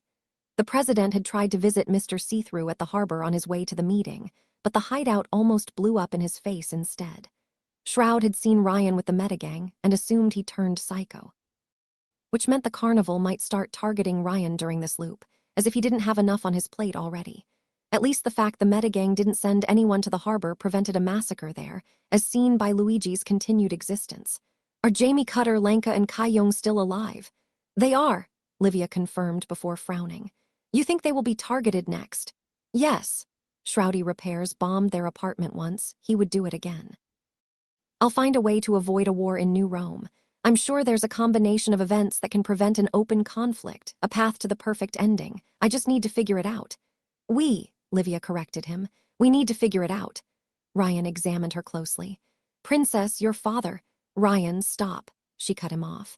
Your father put a hit on Felix and sent his armies to burn New Rome to the ground, Ryan said. True, Alphonse, walking cancer. Manada shares half the responsibility, but Lightning Butt is clearly part of the big picture problem. I read my other self's report on the war, but since she hadn't experienced these events, it hadn't had the effect Ryan would have had hoped. I understand who my father is, Ryan, I do. I'm not blind, but he's still my father. I don't want him dead. I want him to retire and away from power so he can't harm anyone else. And let him get away with all his crimes. Also, retire. To quote Enrique, men like Augustus didn't go into quiet retirement. Like you want Hargraves to get away with my mother's death, Livia replied, her tone harshening. Ryan, you spoke of a perfect ending. What is it to you? An ending where all the people I like get to live happily ever after, Ryan said. That was horribly cliché, but that was the truth. An ending where as many innocents as possible survive. I want to save as many lives as possible and make my loved ones happy too, she said with a sigh. We're both making concessions here. I'm willing to set aside my own grudges if you set aside yours. If you're right, and there is a path to a good ending, then we can find something that satisfies us both. If we cooperate, then we will find it eventually. And if they couldn't find a common ground, then nobody would get their happy ending. Ryan exited the suite a few minutes afterward with Eugene Henry in tow, quite happy with the meeting. He wouldn't have to worry about the Augusty this time around, and he had secured Len's uncorrupted brain map. Now, he only needed the technology to make the transfer work. So, Sarin asked, as Ryan returned to the minivan while stepping over Sishak's corpse. Do we pack our things and run, or we signed a peace treaty, but we will keep an American presence in Rust Town for a while. Maybe we'll retire them next year. Of course, nobody would believe it, but it was the thought that counted. What about Sipsy's thralls? The ones in our custody returned to their senses, right when Sishak bit the dust, Sarin said. They completely forgot their time under his control, but they can think for themselves now. Ryan nodded, knowing it was only a matter of time before Dynames reacted to this change. However, someone else was always on his mind. And Len, is she all right? Chernobyl's short hesitation told him something had gone wrong. She's awake but doesn't respond, Sarin admitted. She sounded strangely apologetic for once. Like a vegetable. I think Sishak scrambled her brain real bad on his way out. That bastard, he had tried to make sure Len wouldn't recover, even if he was somehow beaten. He couldn't just die with dignity, he had to twist the knife. If Shorty had brain damage, then Ryan had no choice but to rely on alchemo. He didn't like it at all, but he was running out of options. Almost. What do we do next, boss? Mosquito asked, arms crossed. I received a 35 pages report from an underground base specialist. Yuki's girlfriend had been nothing if not thorough.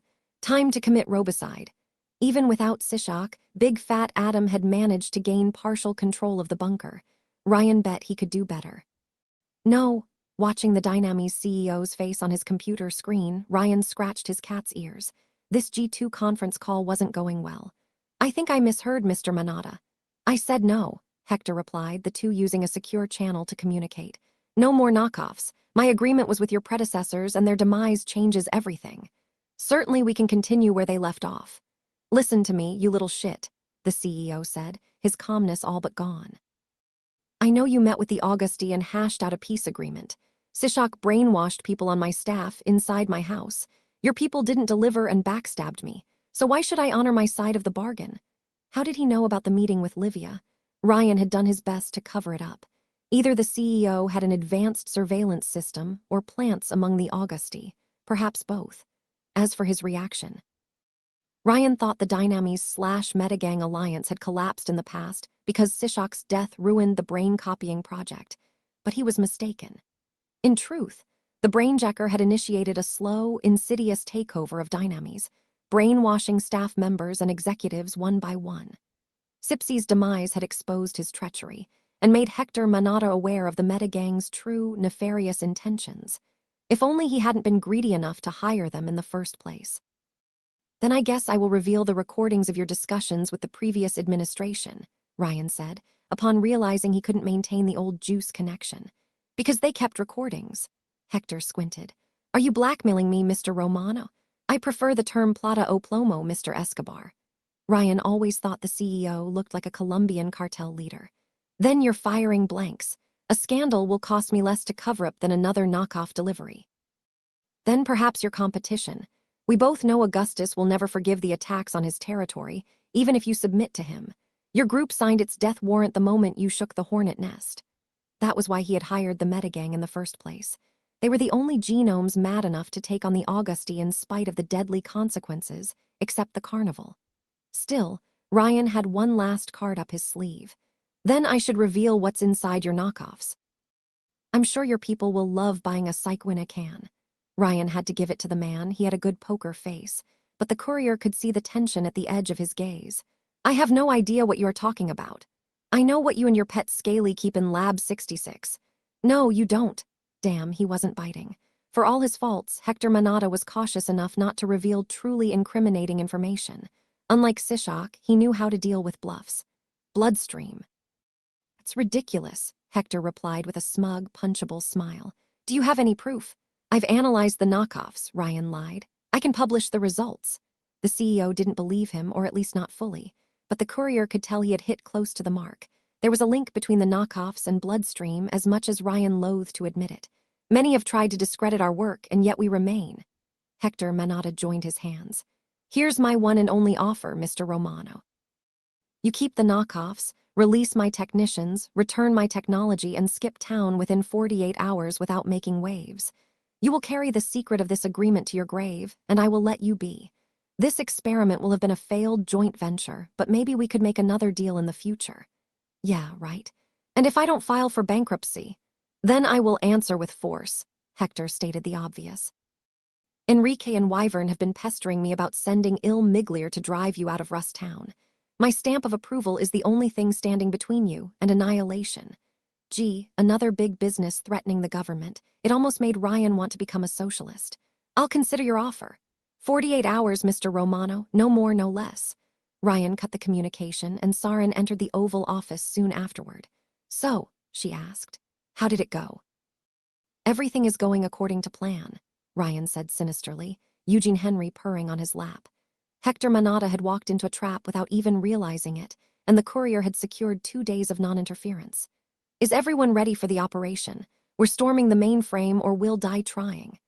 Yeah, but there are new people at the junkyard's entrance. They fit the descriptions you gave us about that brainy guy and his robot daughter, so Gemini didn't shoot them on sight. Alchemo had already reached New Rome. He must have dropped everything and left right after Ryan gave him the call. Bring them to the hangar, Miss Vice President. Gotta ask, you're sure of what you're doing, right? Hazmat Girl asked, a little worried. I mean, even with our losses in manpower, we'll run out of juice soon. You really don't want to see the others when they're missing their shot. Having lived with Bloodstream for years, Ryan had a pretty good idea how it would turn out. Leaving Eugene Henry in the Oval Office, the president walked towards the hangar, only to meet with a rabbit plushie in a corridor. The terrible creatures had grown more numerous lately, and without any children to bond with. Let's play outside, the possessed toy asked, hopping in front of Ryan's feet. No, said the president, but the abomination wouldn't listen. Let's play outside, the plushie insisted, one of its paws revealing a switchblade. Not yet, Ryan replied, the promise of future destruction pacifying the beast of the end times. When he reached the hangar, Ryan found Frank dragging an old 1986 Fleetwood Bounder right next to the unused Mechron mech. Alchemo and the doll stepped out of it, all under Sarin's watchful gaze. Careful, I have precious equipment in the back. Alchemo was still the same brass and steel cyborg with a brain in a jar for a head and syringes for fingers. It took Ryan all his willpower to keep a straight face at the betrayer, as he grunted at Frank for carelessly handling his car. His android daughter T, alias the doll, had changed a little. She was still a lovely redhead dressed like the stereotypical country girl, but she had covered her arms with synthetic skin, making her truly lifelike. If Ryan didn't know her true nature, he might have mistaken her for a human of flesh and blood, and she glared at Ryan the second she spotted him. All clear, Mr. President. Frank greeted the leader of the free world with a military salute. Your guests have arrived. Good work, Agent Frank. Ryan congratulated him while the doll moved in his direction. Hey, T, long time no see. She slapped him in the face with enough force to make him flinch. Sarin prepared to blast T to smithereens while a furious Frank took a step forward. Wait, it's okay. Ryan calmed his bodyguards with a raised hand. She's my ex. She can do that. Oh, she is a former first lady, Frank asked, instantly calming down. A damn fine country girl you found, Mr. President. It reminds me of my native Texas and the good old times. You, T glared at Ryan.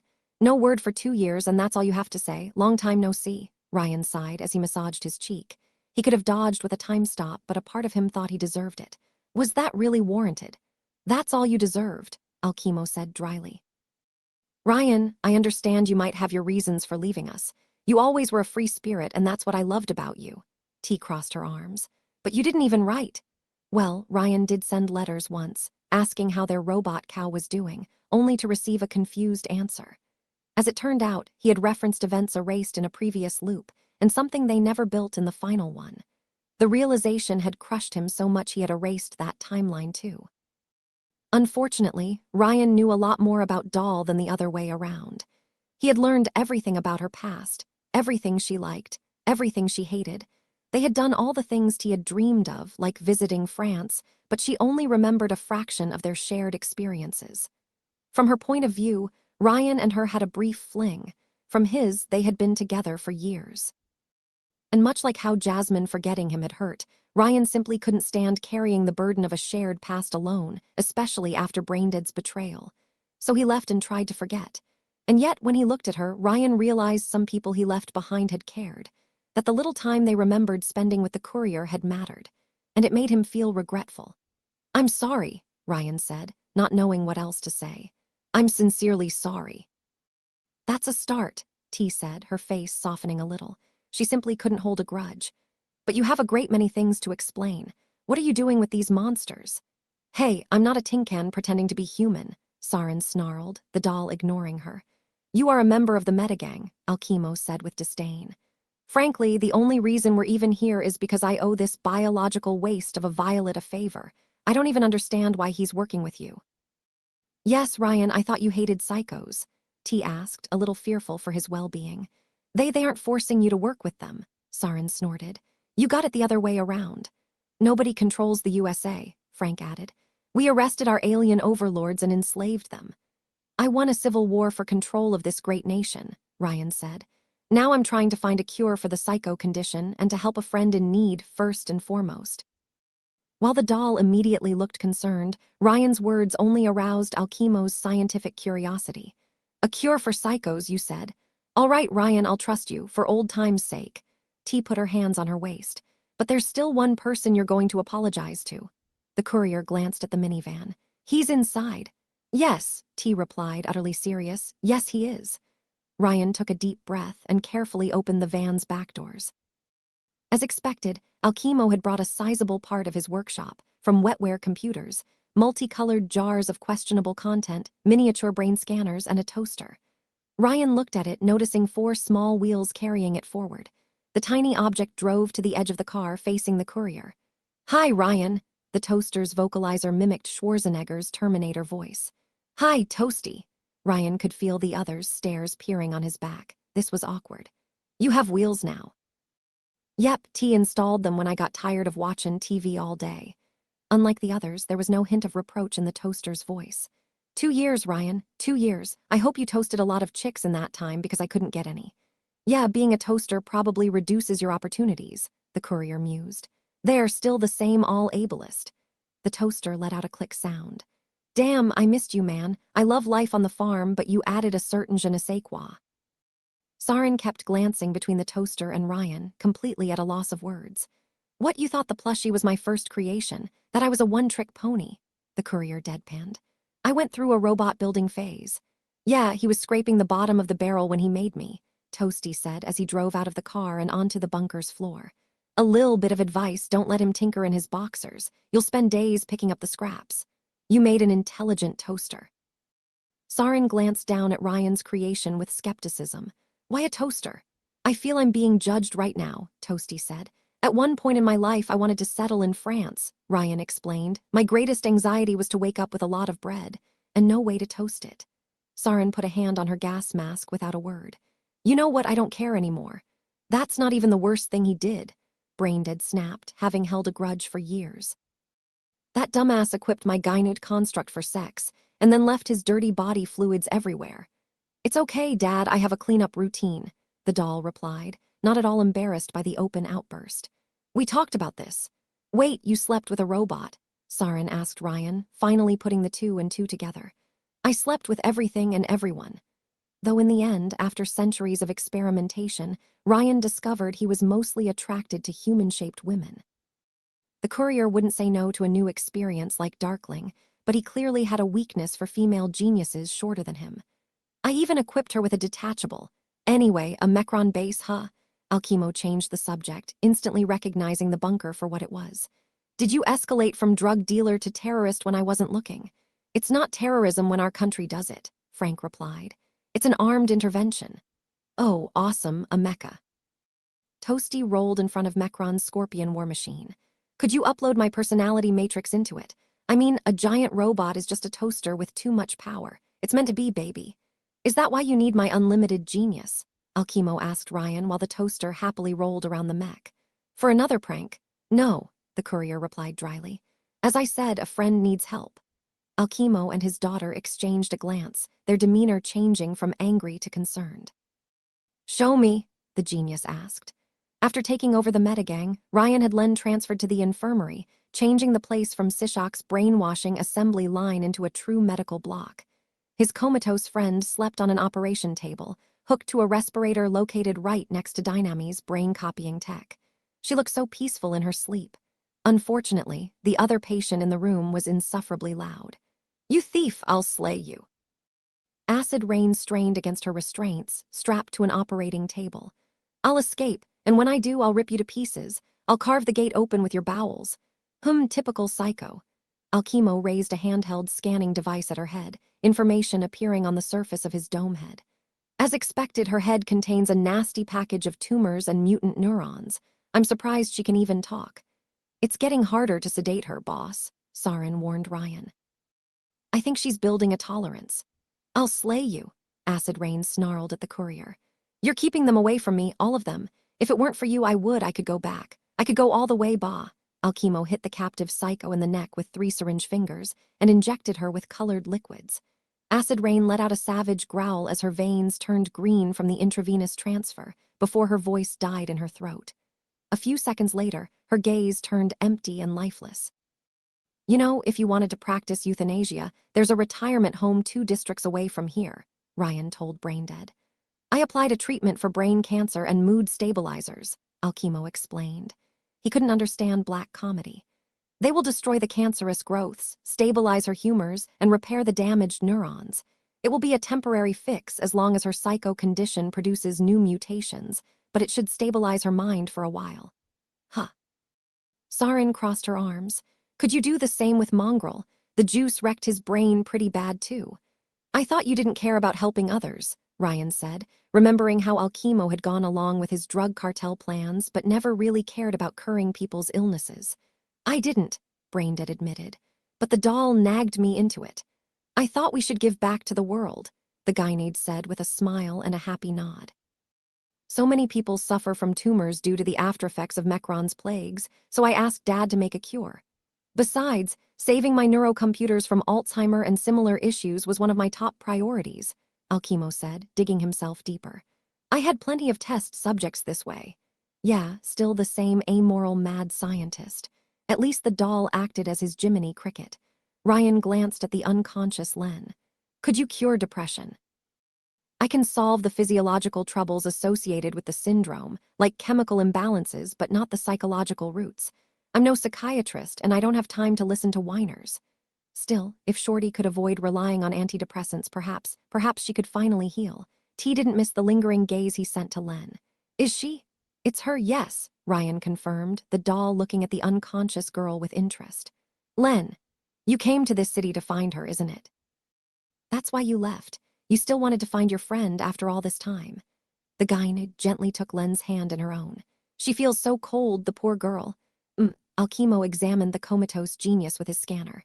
"Someone repeatedly attempted to rewrite her brain patterns in a short amount of time, stressing out her neurons to the point of a near-complete shutdown. She won't wake up on her own, I assure you." Ryan bristled, though he wasn't surprised. "We've got a copy of her mind." Livia had sent the file, but begged for a better way to record the information. A brain map copying a human mind needed many lines of code. She strained her fingers, typing the whole thing, and even then Ryan suspected her power had helped a great deal in processing the whole thing. "Could you repair her brain with it? What is the point of overwriting someone's mind with their own?" Alchemo asked with skepticism, before deciding he didn't care. "You have the device that causes these problems in the first place." Ryan pointed a finger at Dynami's brain tech, letting the genius examine it in detail. He didn't look very impressed. "I see, very subtle, yes," Braindead said as he examined the system's helmet. "The system is booby-trapped and will corrupt the new pattern during the overwriting with foreign elements." "Can you repair it?" Ryan asked. "No," Braindead answered bluntly. "The sabotage affects the machine's essential parts. However, the courier raised his head with hope. "However, I can easily reverse engineer this machine and make my own, one that will work as intended."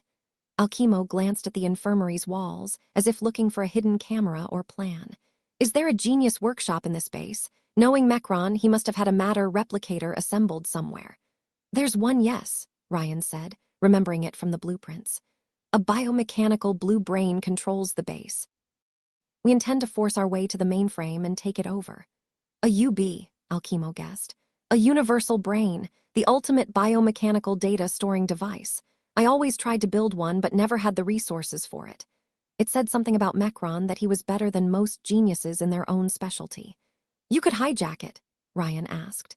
He intended to do it without Alchemo's help, but if the genius had turned over a new leaf, if I can get access to it, yes. I suppose it is easier said than done. Big Fat Adam managed to do so twice as far as Ryan knew, though by throwing countless people at the defenses. Nora's structural analysis should allow them to reach the mainframe quickly, but not without a fight. Well, we were preparing to launch an assault before your arrival. I know you're useless in a fight, so… I'm not useless, Braindead weakly protested. I am a man of science, not a sharpshooter, but I can defend myself. Not against robots, Ryan said, glancing at Frank, which is why the U.S. Secret Service will ensure your safety. He will be safe, sir, the giant assured him. No president died under our watch, none that mattered. Of course. I'm coming, Shorty, Ryan told his comatose partner. Just wait. This is the Berlin Wall, Ryan said, as he stood between his troops and a blast door. The last frontier between Western civilization and complete annihilation. He glanced at his minions, all ready to die for their country, and because they had little choice. Sarin kept her arms crossed, carrying herself with dignity in this dark hour. Darkling lurked in a corner, still sore about its nickname. Alchemo grunted, eager to see the mission done. The rest of the cannon fodder, Gemini, the reptilian and ink machine waited anxiously, knowing that as red shirts, their odds of survival were slim. The land mosquito and a few others remained above ground to protect the junkyard. Rakshasa had the critical task of appeasing their ever-numerous rabbit overlords before their numbers reached critical mass. A doomed task, unfortunately. As for Incognito, Ryan had sent him to Dynamis to lay the groundwork for the run's final operation. The last member of the crack team soon showed up, holding a black briefcase. It's here, Mr. President, Frank declared, as he presented the holy item to his dark master. The nuclear football. It came with the mail. Ryan held his breath as he touched the soft leather with anticipation. He had been careful to order it through a complex route, so the sender wouldn't learn her client's identity, but his efforts had paid off. At long last, the courier's diabolical plan had reached fruition. What's that, boss? Sarin asked, a bit confused. A secret weapon? The only one that matters. Ryan stopped time, and when it resumed, his clothes had fallen on the floor except for the boxers. His display of manliness was welcomed with surprise and shock. Oh my, Ink Machine said, a bit surprised. Not again, you exhibitionist, Alchemo complained. If you lead us to battle naked, I'm taking the door. Sarin said, as she glanced at Ryan's boxers. I've seen bigger weapons of mass destruction. The president ignored the masses as he slowly opened the briefcase and gazed upon the dark power within. Wardrobe's presidential costume. Unlike his previous clothes, it was pure black and red. This time there would be no more playing around. This suit was unlike anything Ryan's foes had faced before, unrelenting, merciless, uncompromising. Ryan slowly and silently put it on before his troops to establish his stylish dominance over them. The dark pants first, because it was cold in the bunker. They fit his body curves perfectly and oozed villainous sex appeal. Then he put on the black leather boots to stomp protesters' faces, with skull-themed socks. A cashmere red shirt and black suit, Karl Lagerfeld style, because when you embrace the dark side, you dress German. A strong and powerful necktie to represent his authoritarian, unflinching leadership. Velvet gloves to choke his minions when they talked back. A black jacket that would flow with the wind when he looked threatening atop rooftops. A red and silver mask covered most of his head except for the eyes so that his evil gaze may terrify children. And finally, a savage bowler hat to show he meant business. No light, no hope, only one word. Perfect, Ryan said, deepening his voice to sound more intimidating. His men remained too intimidated to say anything except for the idiot of the group. I don't find it anything special, the reptilian said, and I think it's a bit too edge. In response, Ryan choked him with one hand. It had taken him years to master this move, but the sudden lack of air and blood brought the reptilian to his knees. The mook attempted to grab the president's arm with his hands, but the lawful authority only strengthened his grip around his victim's throat. I find your lack of taste disturbing, Ryan said, his tone promising only death. I'm sorry. The reptilian managed to sputter, his reptilian face turning purple. I'm sorry, who handbag? I'm sorry, Mr. President. Ryan released the protester and let him gasp for breath. He glanced at the other psychos, who all straightened up. Frank carefully grabbed the president's old clothes and put them in the briefcase. All right then, mooks, listen up, Ryan addressed his troops as he put his trusty coil gun around his belt and the fisty brothers on top of his velvet gloves. Our goal is to reach the base's mainframe thanks to a shortcut and allow our brain-dead friend to hook up with it. I'm not. Are you questioning my authority? Ryan asked Alchemo. Because I respect freedom of speech. The genius glanced at the reptilian who had barely recovered from the choking. 2 years, Alchemo said, and it's still the same nonsense. I love democracy. Ryan promptly continued with his explanations. Your job is to make sure he reaches his destination. Frank and Darkling will force a path forward and will follow suit. The steel giant immediately made a salute, having put the briefcase aside. Yes, Mr. President. No answer from his backup, though. Darkling. Ryan glanced at his favorite ball of black goo. Darkling, are you giving me the silent treatment? My name not Darkling.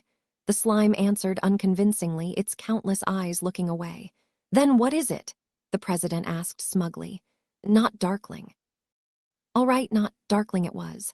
Now, before we go in, I would deliver a speech, but let's be honest. A psycho's life is nasty, brutish, and short. Ryan put his hands on his waist, Darth Vader style. Our fists and guns will do the talking instead. Though Ryan would be lying if he didn't feel a little anxious about this operation. Many of the circumstances that made it possible wouldn't repeat, from Sishak going to the past, Sarin acting as a guard, or Darkling using Ghoul as a vessel at the right time. Nor could the courier expect the plushie to play along and stick to a script. For the first time since Ryan had started looping, this run would be a one-shot, unrepeatable. While he had memorized the shortcut itinerary suggested by Nora, Ryan expected to face heavy resistance. Big Fat Adam had lost most of his men reaching the mainframe, after all, which meant that the things on the other side could kill genomes. One laser to the head, a single fluke, and this run would end abruptly. But Ryan hadn't gotten this far without taking risks, and Len needed it. Now, the president stepped aside and raised his coil gun. Sarin, be a dear and use your vibrator. One day, I'll show you a vibrator. His second-in-command raised her hands and blasted the steel door away with a mighty shockwave. She was immediately welcomed with a hail of laser fire. Ryan hastily froze time, grabbed Sarin, and pushed her out of the way before a stray ray could hit her. On the other side of the broken door, the courier glimpsed a squadron of cyclopean androids, each firing rays from their single eye. They had assembled in tight, defensive positions along a large steel hallway. Texas smash! Frank immediately shouted as time resumed, before bull-rushing the robot squadron. The giant crushed anything in his path, his body absorbing the machine's metal parts on contact. Darkling immediately slithered after him, and the group followed. Ryan and Alchemo remained at their formation center, with the psychos forming an escort around the two of them. All hell broke loose. Ryan barely took a step before he had to dodge a bullet, as the walls opened to reveal twin miniguns on each side. A volley hit Ink Machine by surprise, but her liquid body caused the projectiles to pass through her harmlessly. Before they could hit the rest of the group, Ryan froze time and shot both weapons with his coil gun. Thankfully, the projectiles were powerful enough to perforate the turrets, blowing large holes inside them. His minions, thankfully, didn't stay idle. Sarin assisted Frank by blasting away robots with shockwaves, with the reptilian tackling any tin can approaching her too closely. Ink Machine leaped around the room and used her liquid form to seep inside a robot and take it over, using it as a metal shield to protect Alchemo. The strangest member of the metagang, Gemini, also pulled her weight. While appearing like an ethereal woman of shining light at first glance, Ryan had realized the truth upon closer examination. Her tentacled shadow was the real her, and the shining woman a mere illusion. And that shadow could kill. When it hit the robots, shadows, their bodies suffered the same damage. However, the corridor's light suddenly increased in luminosity. 2 robots moved their pitch-black shadows in such a way that they seemed to grab Gemini's. They figured it out, Ryan thought, astonished, as the robots, shadows, restrained Gemini's own. It had only taken the machines a few minutes to guess the nature of her power and figure out a counter. They had also realized that Frank could absorb metal on touch and switched from trying to dogpile him to laser volleys. These things could learn. Worst of all, the way they moved, avoiding friendly fire and coordinating almost perfectly. They weren't individual units, but a hive mind's pieces. And within minutes, that same intelligence had identified Alchemo as a key target, perhaps because Ryan and the others focused on protecting the genius. "Darkling, shield the medic," Ryan shouted while pointing at Alchemo, the Shoggoth immediately switching from attacking robots to protecting the genius. The ooze swirled around Alchemo like a barrier without touching him, stopping any laser from coming his way. Instantly afterward, though, the machines switched targets. This time, they focused on Ryan. 5 robots unleashed a volley of lasers in his direction, and a 6th attempted to tackle him.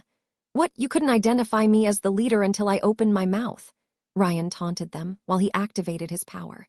He leaped out of the laser's way in the frozen time, before smashing the 6th robot's chest in with Fisty.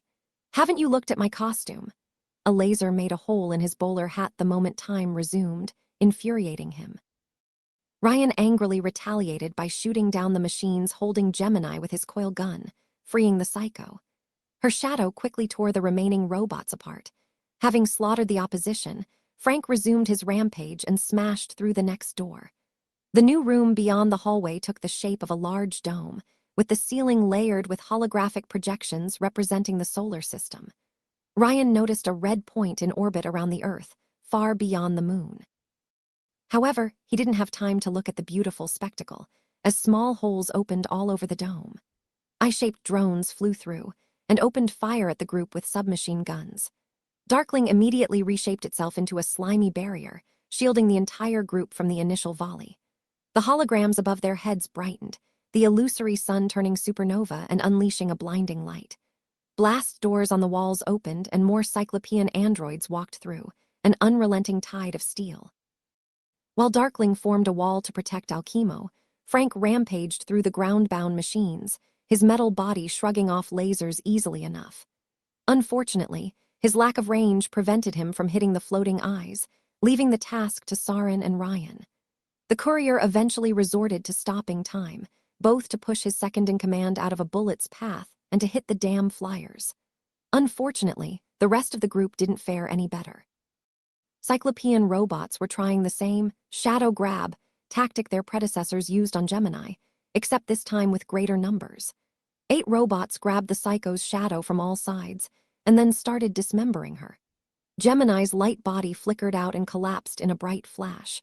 5 other Cyclopean machines had cornered Ink Machine and incinerated her with sustained laser beams. The liquid Psycho dissipated into colored steam, her body unable to stand the heat.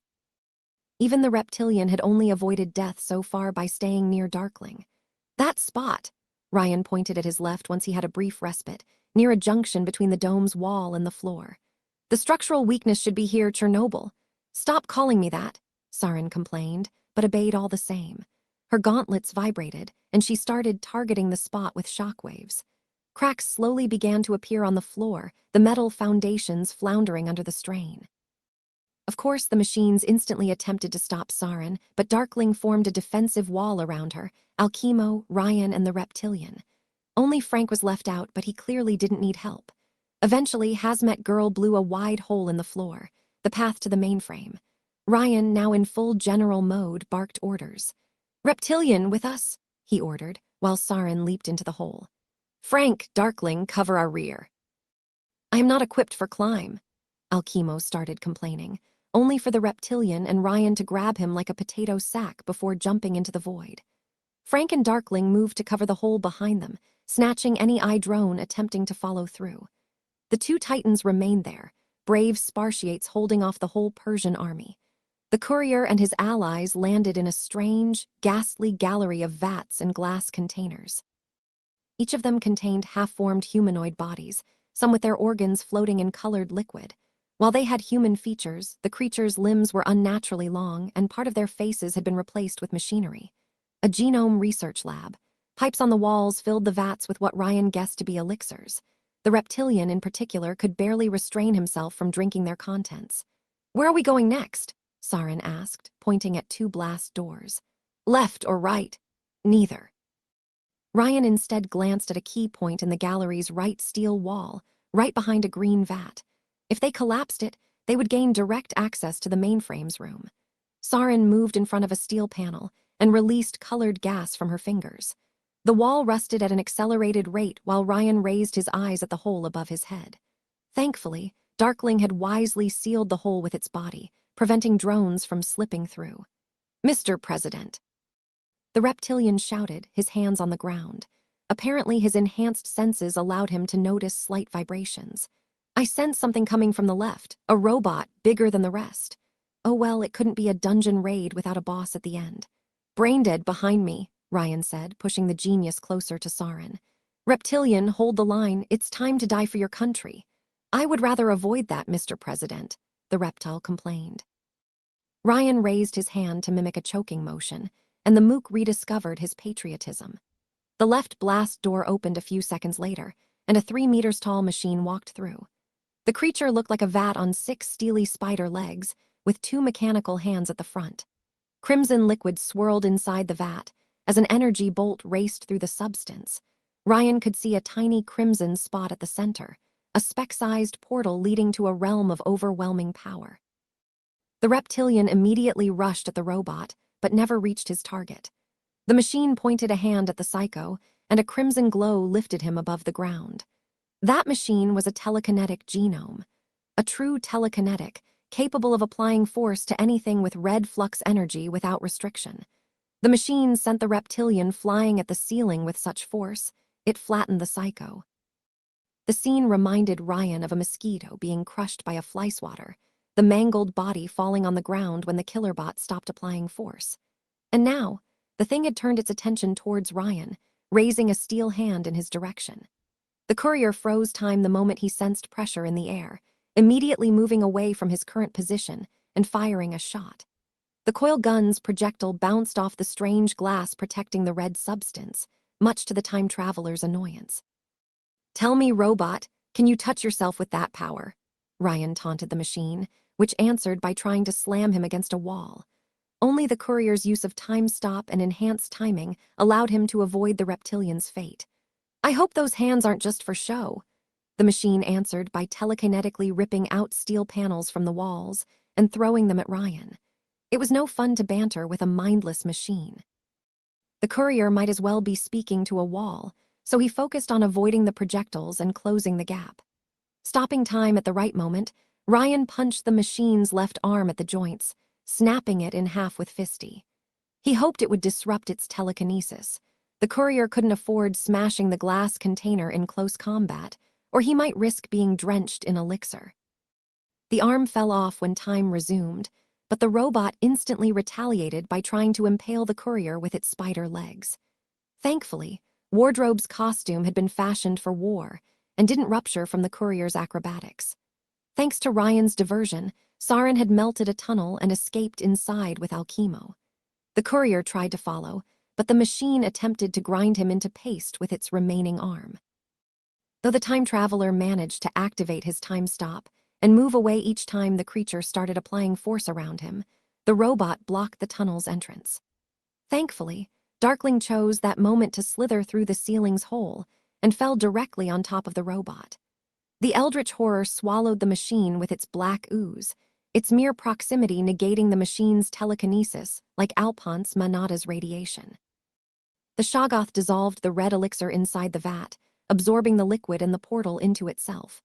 "Bon appetit, my dark friend," Ryan said as he fled into the tunnel, leaving his pet Shoggoth to its meal. A minute later, the courier made his way into the bunker's command room, crimson lights and screens flickering above his head. A red force field shielded the central biomechanical brain, which Alchemo desperately attempted to bypass. Saren, meanwhile, struggled to hit the turrets with shockwaves. "I'll take care of the turrets. Help our brainy friend," Ryan told Saren, as he reloaded his coil gun and opened fire at a turret. A projectile went through the machine and caused it to explode. Activating his power, Ryan reached a Gatling turret and leaped at it. Then, he started riding it like a bull, forcefully aiming it at the other weapons in the room. A hail of bullets flew across the room once time resumed, but the distraction allowed Saren to regroup with Alchemo. While Ryan provided suppressing fire, the Chernobyl cosplayer released her gas at the metal pedestal holding the giant brain. Part of it rusted and caused the force field to short out. Alchemo immediately used the opportunity to climb on the biomechanical construct. Much like Sishak in the previous loop, the genius intertwined with the giant brain, nailing it with his syringe fingers and connecting to the alien machinery. Blue lightning raced through Alchemo's exposed brain, his nervous system directly interfacing with the base's own. And then the turrets abruptly stopped firing a single shot. The one that Ryan had seized deactivated, much to his disappointment. He had loved the brief rodeo. "Is it over?" Saren asked, glancing at the turrets as if expecting them to open fire again.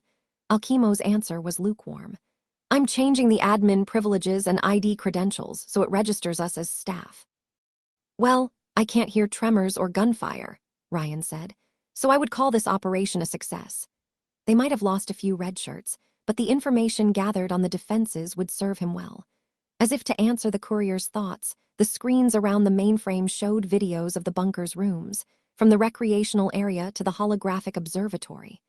Frank had piled up a hill of robots at the center, which somewhat obscured the camera's vision of the room. Other screens showed underground labs, a futuristic armory, and a miniature particle collider. "It's incredible." Alchemo sounded giddier than Ryan had ever heard him. "All the wealth of information within this thing, all the secrets it uncovered. I can't access all the files yet, but I can already see what they contain." "Is there one on psychos?" Saren asked, hopeful. "Yes, and that's not all. How Mecron enhanced other genomes' powers, how elixirs work. It's all there. All the research, all the secrets." Alchemo looked at Ryan with what could pass for a triumphant pose. "We're going to change the world, meatbag." The new brain-copying machine looked exactly like the old one. Ryan held his breath as he stood right next to a sleeping Len, a helmet covering her face and rewriting her memories. The infirmary's lights blinded him, and he could barely hear himself over his accelerating heartbeat. He had trouble breathing, even without his presidential mask. "It's okay, Ryan," T tried to reassure him. "I've monitored her life signs. The treatment is working." "Will Ma wake up after this?" little Sarah asked Alchemo as he oversaw the memory transfer. Her plushy companion kept glaring at the genius with crimson eyes, probably remembering their previous interactions. "At long last." "Yes, she should," Alchemo replied with flat affect before removing Len's helmet. "The transfer is done, and I repaired the damage caused by the machine's overuse. She should recover consciousness soon." Ryan sighed as it killed him to say it. "Thanks. I owed you a favor, did I not?" the genius grunted. "If anything, I should thank you. Accessing Mecron's database will supplement my own reset." "Dad," the doll interrupted her maker, glancing at Sarah and Ryan in short order. "Now is not the time. I will never understand why a human brain puts so much importance in base feelings. You made a daughter, didn't you?" Ryan replied, not in the mood for jokes. "You cared too." Alchemo stood still as if he had been slapped before turning towards the door. "Whatever, doll, come with me. The real work begins now." "Take care, Ryan," the doll told the courier before smiling at Sarah. "You're coming with us too." "What?" the little girl protested. "I'm staying." "I understand it's important to you, but..." T glanced at Ryan. "I think he needs a moment alone with her. He's been waiting a very long time." That was one way to put it. Ryan sighed when Sarah squinted at him. "Look, your mama and I, we were close." Little Sarah crossed her arms in suspicion. "How close?" "Enough that I thought we might end up making a brat like you one day," Ryan replied bluntly, the young orphan reddening. "There, I destroyed your childhood. Now get away before I do the same with your adulthood." "You, disgusting." Sarah covered her mouth. "Did you?" "Yes, we did." Ryan looked into her sweet, innocent eyes. "And we were 16. Sensing his partner's distress, the plushie grabbed Sarah's robe. "Let's play outside." I need fresh air," Sarah said, finally letting T and her furred partner push her out of the room. At long last, Ryan was alone with Len. As he watched her chest rise up with her breathing, Ryan was brought back to his childhood when he waited for Len to wake up so they could play outside. He had been in the same position years ago, looking over her like a big brother. "She still loves you." Sishak's words echoed in the courier's mind as Len began to stir. Her eyelids threatened to open, and the time traveler felt the tension building up in his fingers. "Shorty?" Ryan asked, holding her hand. It was so warm to the touch, so fragile. "Sleeping Beauty, I'm not the prince you asked for, but it's time to wake up." Her bright blue eyes opened, and Len looked up at his face. For a second, Ryan worried he might see Sishak's cold, sociopathic gaze, but thankfully not. It wasn't a look of fear or confusion or surprise. It was the elusive look he had waited centuries for but never achieved, a flash of recognition. Riri, Len's bright smile melted Ryan's heart. I remember. Such short words and yet so meaningful. Riri, it worked, Len rejoiced. The transfer worked. Ryan felt something warm fall down his cheeks. His breath shortened as he felt a tight pressure build up around his chest. Riri. Len's expression turned from joy to concern. Riri, you're crying. Ryan collapsed to his knees and exploded into tears. He couldn't say a word, let alone move, as the crushing weight of time was suddenly lifted off his shoulders. The centuries of loneliness washed over him like a torrent. The accumulated pain he had buried away, fled, denied, and carried came roaring back to the surface. His brain burned like a blazing fire, and his heart tightened inside his chest. It was a moment of pure joy, but he felt so heavy, so weak, so feeble. He felt like a wandering knight whose bright, shining armor had fallen off his body, revealing the raw sadness underneath. Ryan couldn't even raise his head at the lone witness of his breakdown. He didn't have the strength. He didn't have the strength left. He spent it all in Monaco, in France and Spain, and everywhere else. He exhausted it fighting Adam, fighting Sishak, fighting the Augusti and Dynames and his countless foes across centuries. He had wasted it all running forward, back to the past, always searching for the perfect ending. He felt her arms move around his neck, and she filled this dark, cold world with warmth. It's okay, Ryan. Len hugged Ryan tightly, like she often did during their childhood. His head rested against her shoulder while she kept whispering words into his ear. I'm here, Ryan. You're not alone, you're not alone. No, not anymore. For the first time in centuries, Ryan woke up at peace with himself. Certainly, he had had good mornings in the past. Waking up next to Jasmine would remain one of his most cherished memories. But nothing could compare to this beautiful moment. His body was numb from the endorphins. The tension in his muscles had long vanished. He could have stayed in his bed all day, smiling at the ceiling. Ryan Romano was happy. It took a Herculean effort of will to rise up and put on his presidential costume, for he still had work to do. As he dressed, the courier glanced at the hole a robot made in his bowler hat.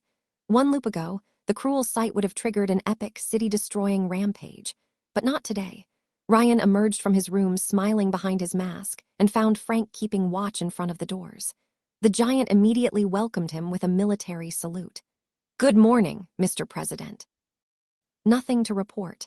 Ryan smiled at the poor deluded creature, his heart full of warmth and compassion. Agent Frank, he said while putting a hand on the man's back, though he had to stand on his toes. You are the greatest hero this nation's ever had. You are everything an American citizen should be. His kind words shook the Titan to the core. Frank would have cried if he wasn't made of metal. Thank you, Mr. President. Everything I do is to honor my father. He died from a KFC overdose while hanging Nazis with a lasso. A most American way to die. He would be so proud of you, son. Though Ryan would have to make sure Frank and Len never ended up in the same room. He had the intuition it would backfire. Leaving his favorite guard to his watch, Ryan moved into the recreational area while whistling to himself. He didn't care about the hanged gremlins dangling from the ceiling, or how Rakshasa struggled to clean up a blood puddle on the floor. Everything just felt right. Oh, you're awake, boss? Ryan glanced at the speaker, noticing Sarin playing pool with Mosquito. The bugman had bandages all over his shoulders and wings. We've got a problem. The rabbits kept pestering the kids to play outside, and they moved into the junkyard after killing all the gremlins. They flogged me when I tried to stop them, Mosquito complained, pointing at the bandages. They flogged me. That too. It's okay, Ryan replied calmly. If the plushies didn't destroy the world today, it would be something else, like an asteroid or a plague. No biggie. Hazmat Girl didn't look convinced. Didn't you stress that your rabbits shouldn't go outside under any circumstance? My dear lovely Sarin. Ryan put his hands on his VP's shoulders. Everything is going to be fine. I promise you, darling. Are you high? She asked while abandoning her cue, sounding disgusted with her superior. I know we have a juice production facility, but... What's the saying? Don't get high on your own product. I know I ran a drug cartel. Which turned out great. Sarin, I have something to say. You're not the best sidekick I had, that would be but I like you very much. Sarin pushed Ryan back and raised a vibrating fist in his direction. He had opened his heart to her, and that was how she reacted. Okay, what's wrong with you? You're weirder than usual. I feel like being nice today, Ryan said, letting out a sigh of pure bliss. No cruel joke, no sarcasm, no mean remarks, just pure kindness. Well, get back to normal, you're creeping the shit out of me. I prefer him this way, Mosquito said, immediately trying to exploit the situation. Does that mean we get free juice today since you're in a good mood? Of course, dear leech, Ryan said, the bugman loudly rejoicing. Enjoy your day off, my friends, for tomorrow we'll go to war. Manada's ultimatum expired the day after, and while Ryan had a plan to get rid of him, it would involve a clash with Il Miglier. Perhaps even the carnival, if the two groups already made contact during this loop.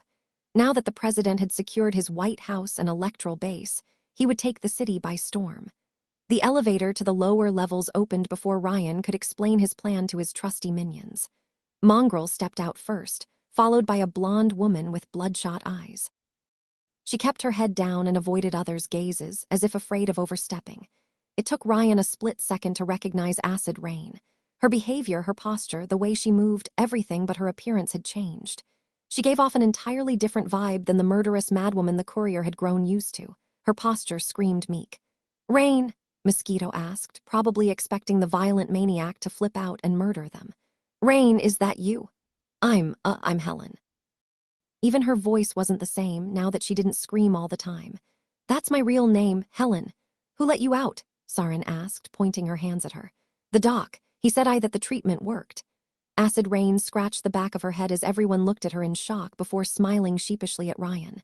"Sorry I tried to kill you before. I wasn't thinking straight." "It's okay, I forgive you." Ryan's heart overflowed with compassion and Sarin lowered her gauntlets. "I'm just happy you still have all your hair."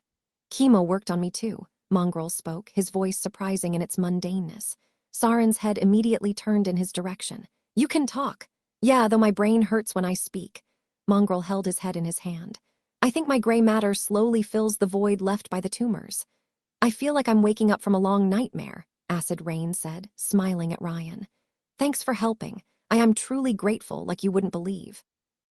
"But our current treatment won't last forever, from what I gathered," Mongrel complained with a groan. "Which sucks." "No, it wouldn't. Genomes, enhanced metabolisms meant they developed a tolerance to chemical products much quicker than normal humans. Eventually, their mutations would adapt to Alchemo's treatment, and the two psychos would descend back into madness. But that was the worst-case scenario, and Ryan knew he would make it right. "We have the tools to figure out a permanent solution," he said, glancing at Mongrel.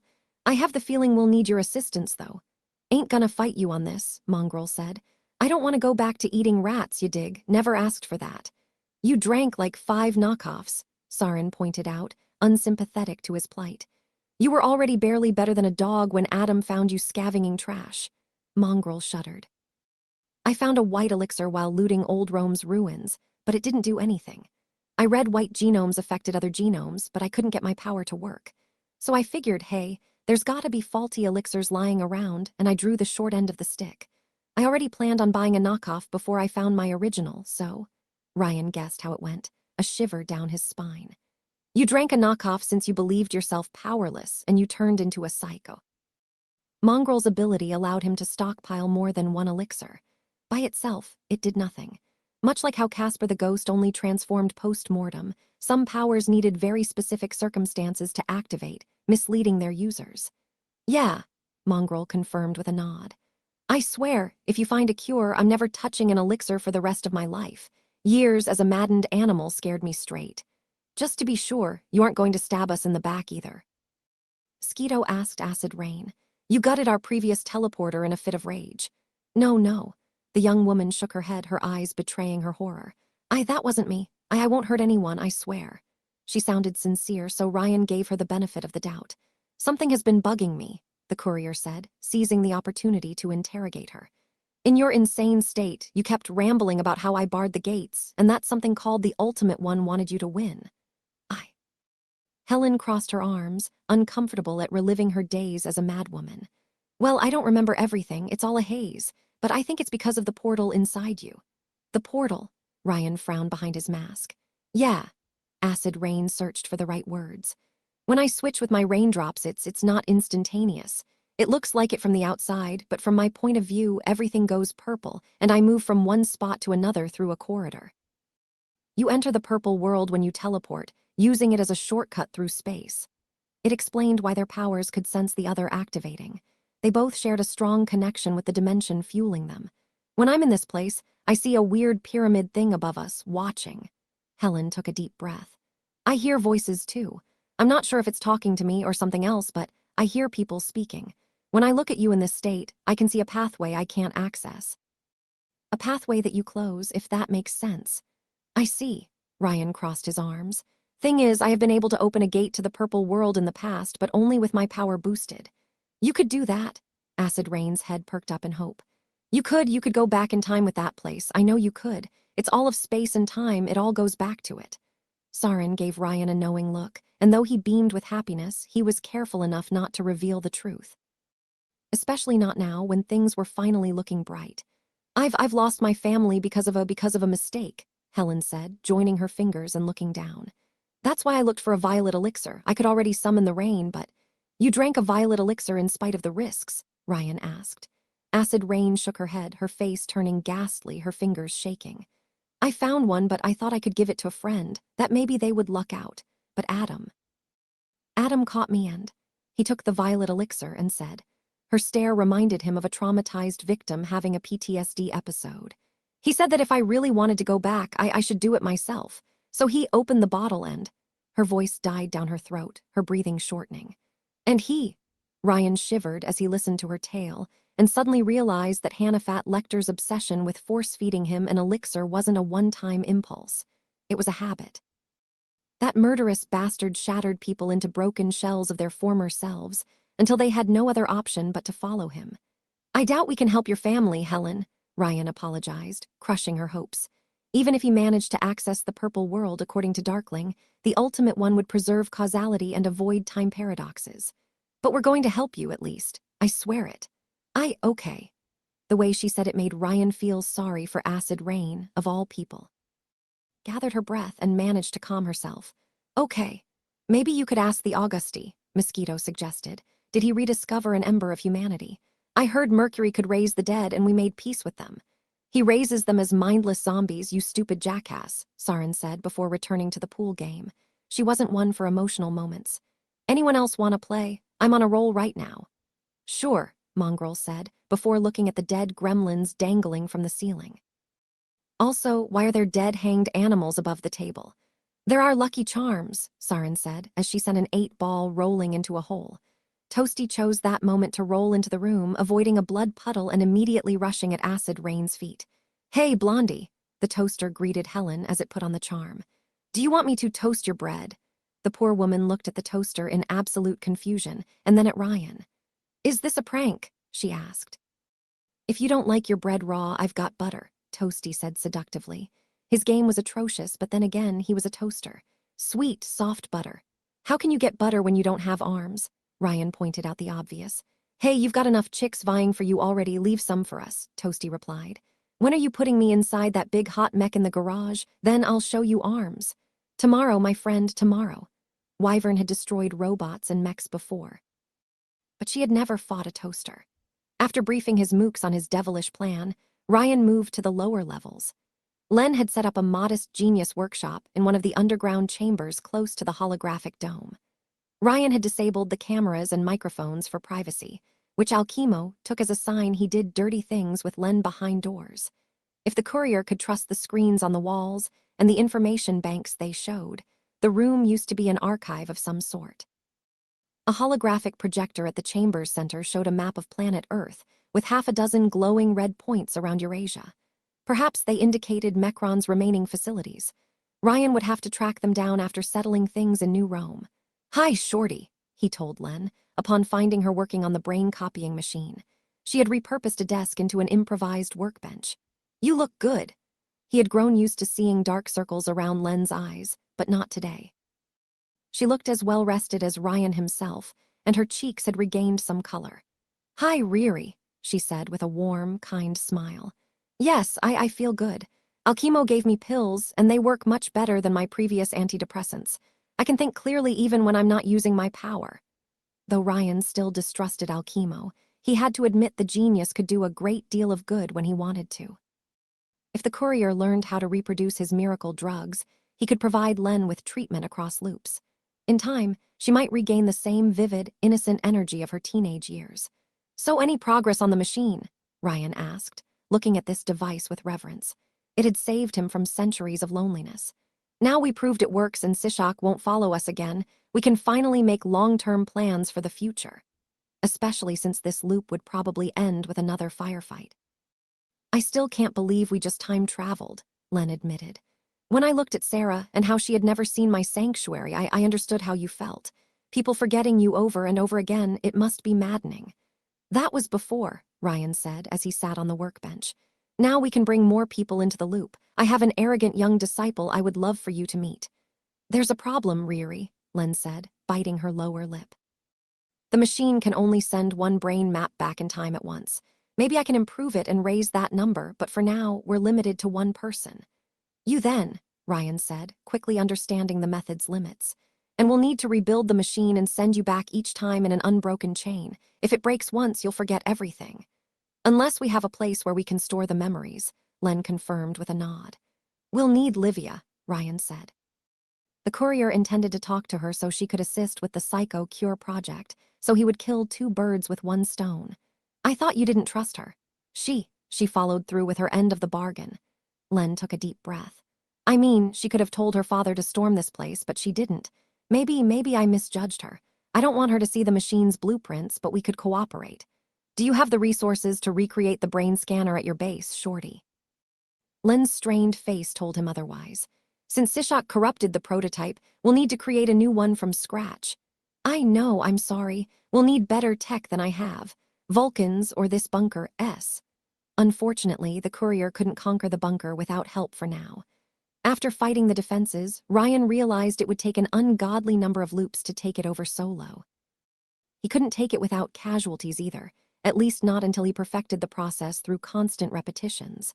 He could convince Vulcan or Dynames to provide him with tech under the right circumstances, but Livia looked like the best option. If they could work out a deal, the Augusti princess could provide an enormous amount of resources and serve as a backup. "I'll ask Livia." "What next afterward?" Len asked. Even if some of them helped this time around, we're surrounded by psychos.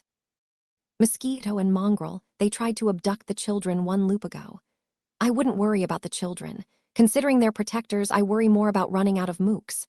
I'm serious, Riri. It's hard to pretend nothing happened. Every time I see the Metagang's members, I'm tempted to shoot them. I was too, Ryan admitted. But I've come to realize that while there are monsters in their midst, some of them are victims of circumstances.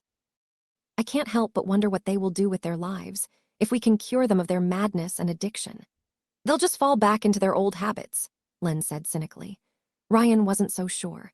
Though it might be his inner optimist talking, he wanted to believe people like Mongrel or Acid Rain could turn their life around. He had the intuition Saren wouldn't start any trouble either, if she recovered a body of flesh and blood. His perfect run demanded he save those who deserved it. In any case, we'll focus on mastering this bunker's technology. Darkling kept pestering Alchemo about the portal, but the genius still struggled to overcome Mechron's firewalls. While the bunker's security systems didn't attack on sight anymore, the key critical areas remained out of reach for now. And afterward, we'll deal with Dynames. Len nodded, her face betraying a hint of anxiousness. We're raiding Lab 66 this loop. Yes, I already set things in motion to prepare the terrain. Whatever may wait for them inside Dynames' fortress, they would soon learn it. Len, there's something I wish to talk about. She looked away. What Sishak saw in my mind, isn't it? Yes, Len, Ryan gathered his breath. I love you. There, he said it. I've loved many people, so many you can't count them all. I've loved T and Jasmine, and I admit I have a huge crush on Wardrobe. God damn it, why was she already taken? But out of all these relationships, ours always had a special place in my heart. I hoped we could settle down somewhere, build a house, make children, you know, the old dream. Now that you can remember, I have to know if you feel the same. He had waited so long to get it off his chest. Len's arms remained crossed and tightened further. She kept looking away from him, avoiding his gaze. Perhaps she wanted to spare him the sadness in her own eyes, or her emotions overwhelmed her. Len struggled to find her words, and Ryan patiently waited for her to do so. I guess after all we went through together, it can't ever go away, but Such a small word, and yet one that crushed so many dreams. But so much happened, Ryan, she said with a deep, sad sigh. So much. I wish we could go back to simpler times, but we can't, even with your power. You're my best friend, Riri, and I don't want you to go away. But I don't feel I'm ready for us to become more than that. Perhaps never. Ryan listened in silence, having expected something like this. Len finally looked into his eyes, and he could see she was terrified of his reaction. I'm sorry, Riri. No, it's okay, Ryan reassured her with dignity, and he meant it. I had centuries to process these feelings and prepare myself. I understand, Shorty. The courier didn't like it, but he understood. He had clung to an idea of the past for so long, he couldn't keep looking back. Things happened. Things changed. He had to accept them and move on. Len still had her own issues and couldn't give him the emotional intimacy he yearned for. She already wanted him in her life against all odds, and he couldn't feel entitled to more. I will give you your space, he said. Frankly, I'm just happy we can become friends again and stay that way. All Ryan ever asked for was for someone to remember him. He couldn't ask for more of Len now that she fulfilled his dearest wish. Perhaps I was wrong. I don't think we're best friends. It seems not strong enough a term. Len gave him a bright, warm smile. We're family, Riri. Yes, they were family. Perhaps not the one Ryan had hoped for, but a family all the same. And he was fine with it. April 2017, France, village of La Turbie. It was a sunny day in Monaco. Flowers were blooming, birds were singing, and Simon rolled a boulder in hell. How many times had Ryan looked at Monaco from this promontory? He had spent 1 year's worth of loops trying to figure out this place's rules, and today would just be another attempt. It took him a while, but he had found an old, pre-war UAV drone in an abandoned military base near Isters. A stealth, tactical reconnaissance device which Dassault built for the French Air Force. Ryan had modified it into a purple-painted quadcopter and outfitted it with a submachine gun. Controlling the device with a remote control, the courier received a constant video feed as he directed the drone towards Monaco. His quadcopter flew through empty streets and broke through windows to enter deserted houses. All buildings looked the same from the inside. The whole city was a prop. At least Ryan now confirmed the teleportation effect didn't apply to machines once the drone passed the 2-hour time limit. The casino's propaganda about fighting back Mecron was just as baseless as its tales of Andorran invasions. As the sun fell behind the horizon, Ryan directed the drone to the Monte Carlo casino. The quadcopter moved inside after blasting the doors with the submachine gun, and no clown came to stop it. The real Monte Carlo casino looked similar to the hellish dimension Ryan had spent a lifetime trapped inside, but it was neither infinite nor abnormal.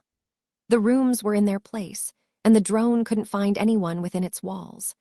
When the drone prepared to leave the casino to resupply, the doors had repaired themselves. Ryan had the machine blast them again, fly through, and then turn around again. The doors had recovered the second they had been left out of sight. Well, time to bring out the big guns then. Ryan spent 3 months' worth of loops mapping out the casino and its surroundings with the drone down to the sewers. In the end, he had to face the obvious. He couldn't find any entrance into the pocket dimension. An invitation-only kind of place, eh? Ryan said, as he put on sunglasses.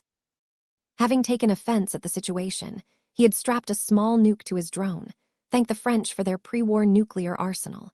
You don't say no to me. Sitting on a long chair on the coast of Cap Ferret, almost 15 kilometers from Monaco, Ryan directed the drone to the Monte Carlo with his remote control.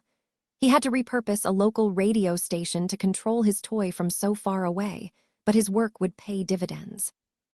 After the shrimp, the courier said while pressing the big red button. The mushrooms. The video feed stopped functioning as a bright sphere of light consumed Monaco. Everything within Ryan's line of sight caught fire, from forests to the ruins of French ports along the Mediterranean coast. Colossal waves rose around the detonation point and spread for miles. The ground trembled as far as Cap Ferret, a massive fiery mushroom rising up in the skies. Ryan watched the cursed microstate go down in flames with a deep sense of satisfaction at least, until the shockwave reached him, and a powerful gust tossed his sunglasses off his face. Independence for Andorra, the courier shouted in the microstate's direction, as the mushroom cloud slowly died out. A few hours later, Ryan strode through the burning ruins of Monaco in a reinforced hazmat suit, braving the firestorms, the ashes, and the irradiated dust falling from the skies. Every building had collapsed from the blast, and the roads were blocked by debris. The courier almost considered this experience a hiking trip. "I will be the very best," Ryan hummed to himself as he reached the blast's epicenter. Of the Monte Carlo casino, only a crater remained. Whatever force allowed the place to rebuild itself, it couldn't undo such devastation. Like no one ever was. A flash of yellow and violet swallowed him whole, followed by the sight of a familiar marble hallway. Damn it.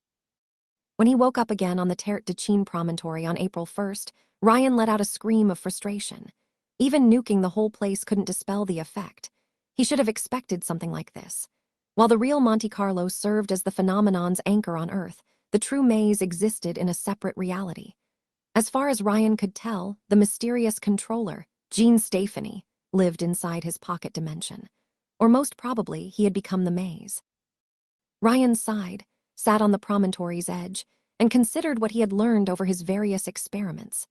The effect activated whenever someone crossed into Monaco's boundaries, as described by international law. This included the airspace, but not the territorial waters. Ryan assumed it had something to do with the old Franco-Monegasque treaties, with Gene Stefani's power unable to recognize the waters as fully Monaco's. A victim was teleported inside the maze if they approached the Monte Carlo, or stayed more than 2 hours inside the city's limits. If they had crossed the frontier and left, they would be trapped the moment they fell asleep. It didn't matter if they had stayed in Monaco for less than a minute, or spent 3 days fleeing across Europe before falling asleep from exhaustion. Ryan had checked both possibilities, to his dismay. Once you entered Monaco, it never let you go. Ever. The effect also applied to animals, except unlike humans, they were immediately teleported to the maze's kitchens instead of the relatively safe marble hallway. Ryan had sent countless puppies to their death over the course of his research, and didn't regret any of it. He was, after all, a cat person. At one point, he had even strapped the same nuke to a lamb, wiring it to detonate inside the pocket dimension. Since the sacrificial animal had teleported inside the kitchen, the resulting explosion spared Suitstown and blasted a large part of the maze to Kingdom Come. Ryan had personally entered the pocket dimension afterward to observe the results. The damage lasted for 24 hours, until new rooms replaced the destroyed ones. Since the teleportation always involved a flash of violet and yellow light, Ryan suspected the controller was a psycho associated with these colors. It would explain the space-time anomaly and all the weird, conceptual rules. This meant only a powerful yellow or violet could permanently destroy the maze, if at all. So far, Ryan hadn't located anyone capable of such a feat.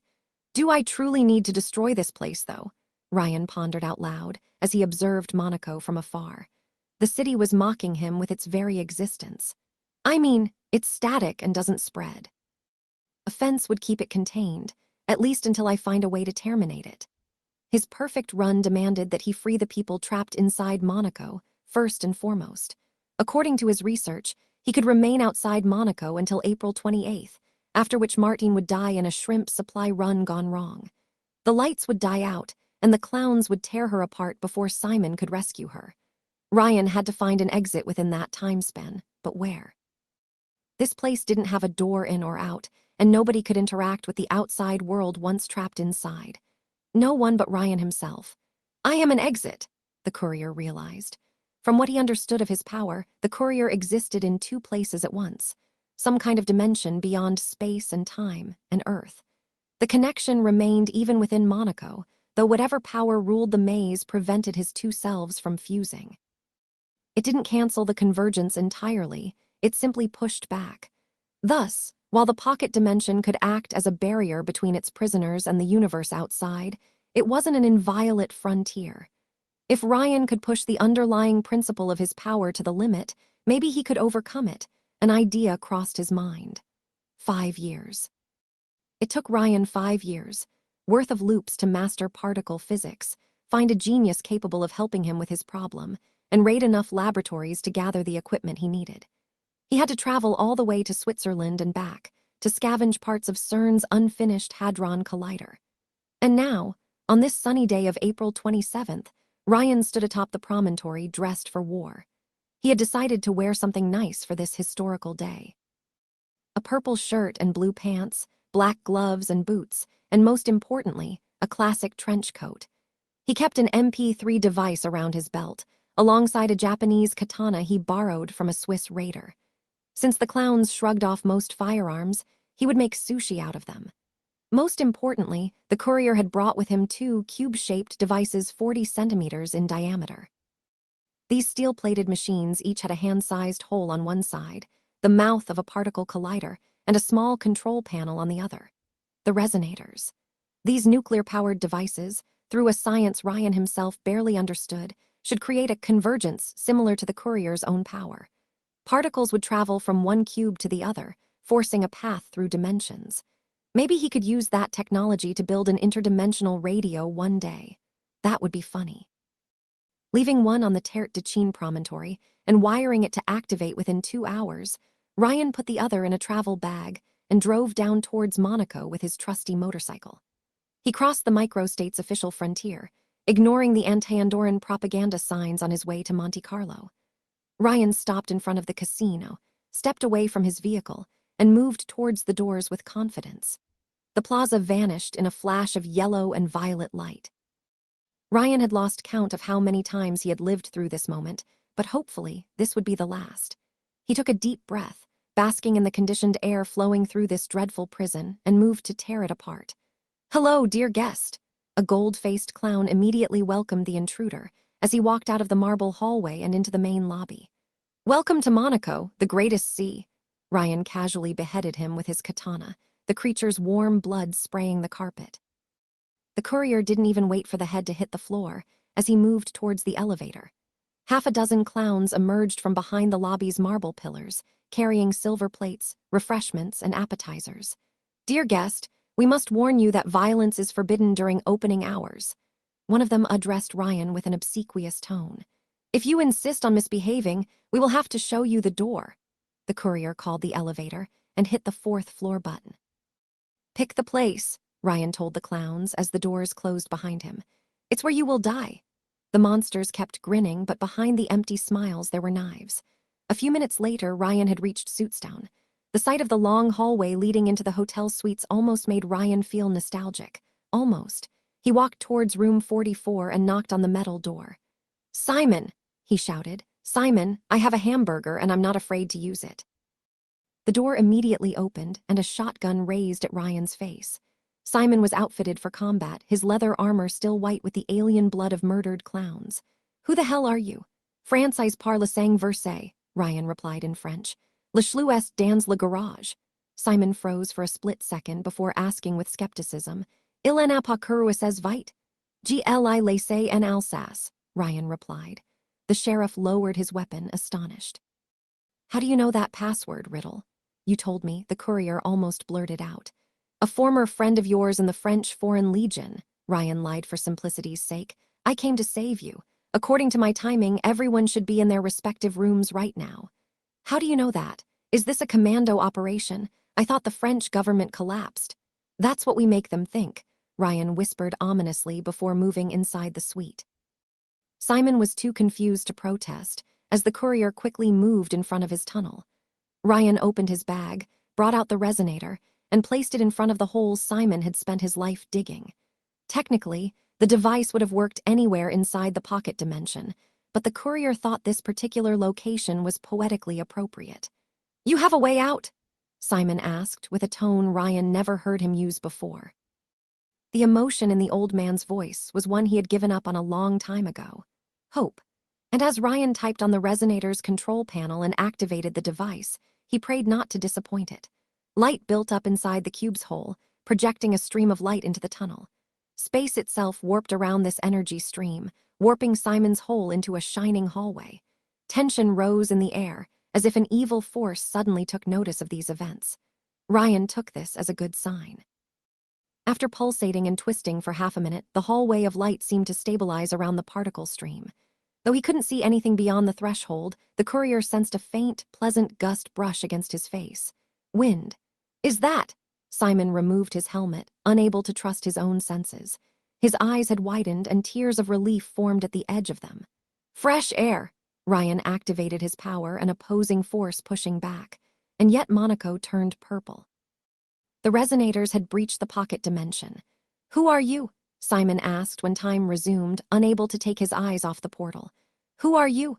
"Quick, Ryan, think of a clever superhero name." "I'm Quicksave," Ryan declared confidently. "The boulder who rolls." Damn, that sounded way better in his mind. "Dear guests." A horribly familiar voice echoed through the floor's loudspeakers, a promise of deadly retaliation. "We regretfully inform you that due to the current Andorran invasion threatening our border, the Monte Carlo will permanently close until further notice." Far from professional, the voice sounded downright passive-aggressive this time around. "Please exit the suites, so our beloved staff can help you check out." Click.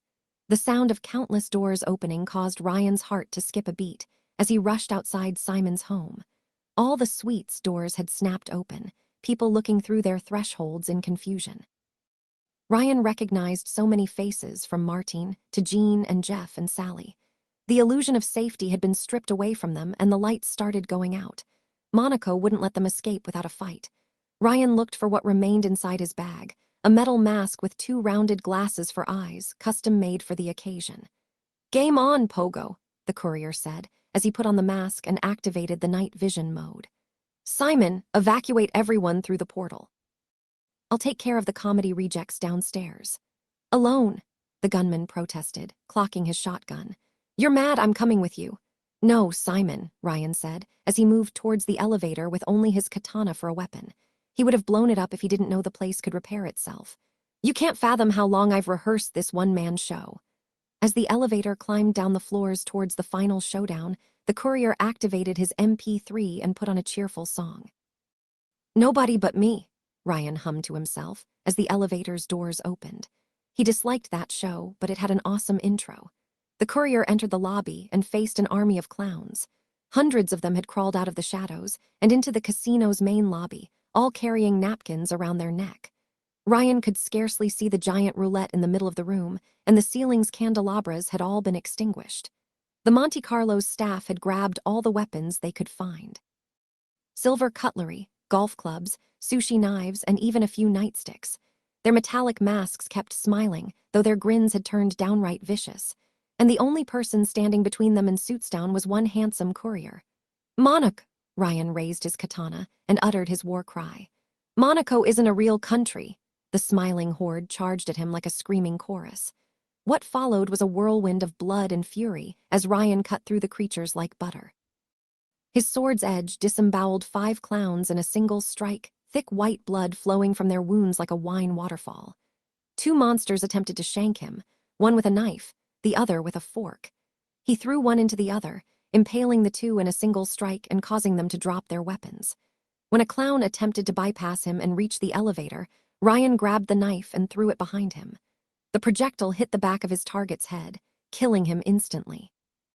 "The armies of Andorra will fail," a frenzied voice shouted through the loudspeakers, as a berserk Ryan killed clowns left and right.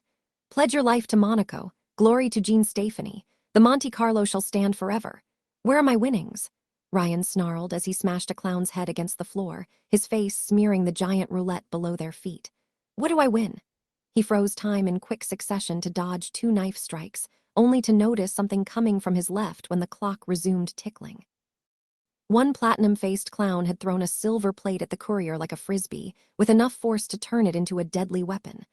Ryan barely had the time to blink before the projectile hit his neck and sliced it in half, time and again. The second time around, Ryan dodged the plate, grabbed it in midair, and threw it back at the sender. The improvised frisbee snapped the monster's skull open. Ryan parried a golf club's swing, then another swing. His foe's short game was good, but the courier cut his hands off with a stroke of his own. He leaped around, dodging strikes and swings, countering, killing, swirling. His sword was one with his body, his focus unparalleled. 3 clowns tackled him by surprise and threw him to the ground, as a 4th crushed his head with a giant token. 3 clowns fell with one swing, and the 4th's legs were sliced clean. His own token crushed him, and Ryan stomped on the body. Dozens he had slain, and more followed. A lifetime of suffering he avenged.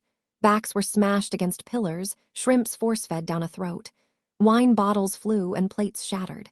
His fury couldn't be quenched. The bloody floor turned slippery, and yet Ryan kept going with a grin. Each life he took was a pleasure greater than sex. Each strike carried the weight of a century of pain, the exaltation of a performance rehearsed for years. The hyenas that hounded him for decades fell like flies before his blade, and he couldn't put into words how amazing it felt. He killed many clowns, but more took their place. An endless tide of death, but he would cut them down all the same. Tonight, we have the pleasure of introducing veteran entertainers from the International Circus Festival of Monte Carlo, the loudspeaker's voice said with fear as its mooks perished. Everyone, please applaud. The acrobats. 4 shadows leaped amidst the carnage, clown faces atop black bodysuits. They wielded swords, and into the fray they charged. They threw shurikens at Ryan's face, and with his blade he parried them. Swords clashed, and on one he was impaled. A sword swing he dodged, and a ninja he slew. Time froze and began again. He raged and cursed as he parried, dodged, and struggled. They pushed him back against the wall, and his blood they shed. And Ryan tried again, and again, and again. Their blades clashed in a storm of steel, but Ryan was pushing them back, and the clowns no longer grinned. Each run made him a little faster, a little deadlier. Each sneak attack he dodged, each strike he countered. Each opportunity he exploited. None could harm him, but every one of his strikes landed a kill. No breath was wasted, no step was for nothing. He stole a second sword for double the pain.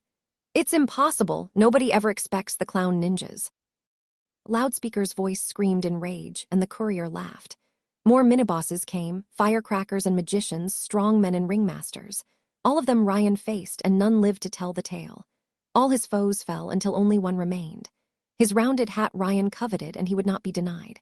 Against the statue of Jean Stephanie, the clown was pushed, and under which he was crushed.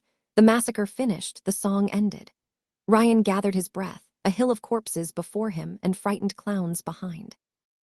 Well, Ryan looked over his shoulder at his future victims, drenched in white blood. None of it was his own. Up for more. The clowns had stopped smiling and ran away screaming. With a blissful smile, Ryan dropped his swords, grabbed his last victim's rounded hat, and put it on his head over his mask. What a good souvenir it would make. The courier returned to Suitstown, finding it almost empty. Only Simon remained, keeping watch over the portal with his shotgun raised. "You could have left some for me," he said while glancing at the courier's bloodied clothes. "I was about to go downstairs and help. You know that the whole point of last stands is that you're not expected to survive them," Ryan asked rhetorically. "Why didn't you leave already?" "You asked me to evacuate everyone," the man replied. "You're part of everyone." So nice. Ryan activated a code on the resonator's control panel, triggering the self-destruct sequence to make sure the clowns wouldn't follow them outside. "Explosion in 5 minutes. A digital voice came out of the device.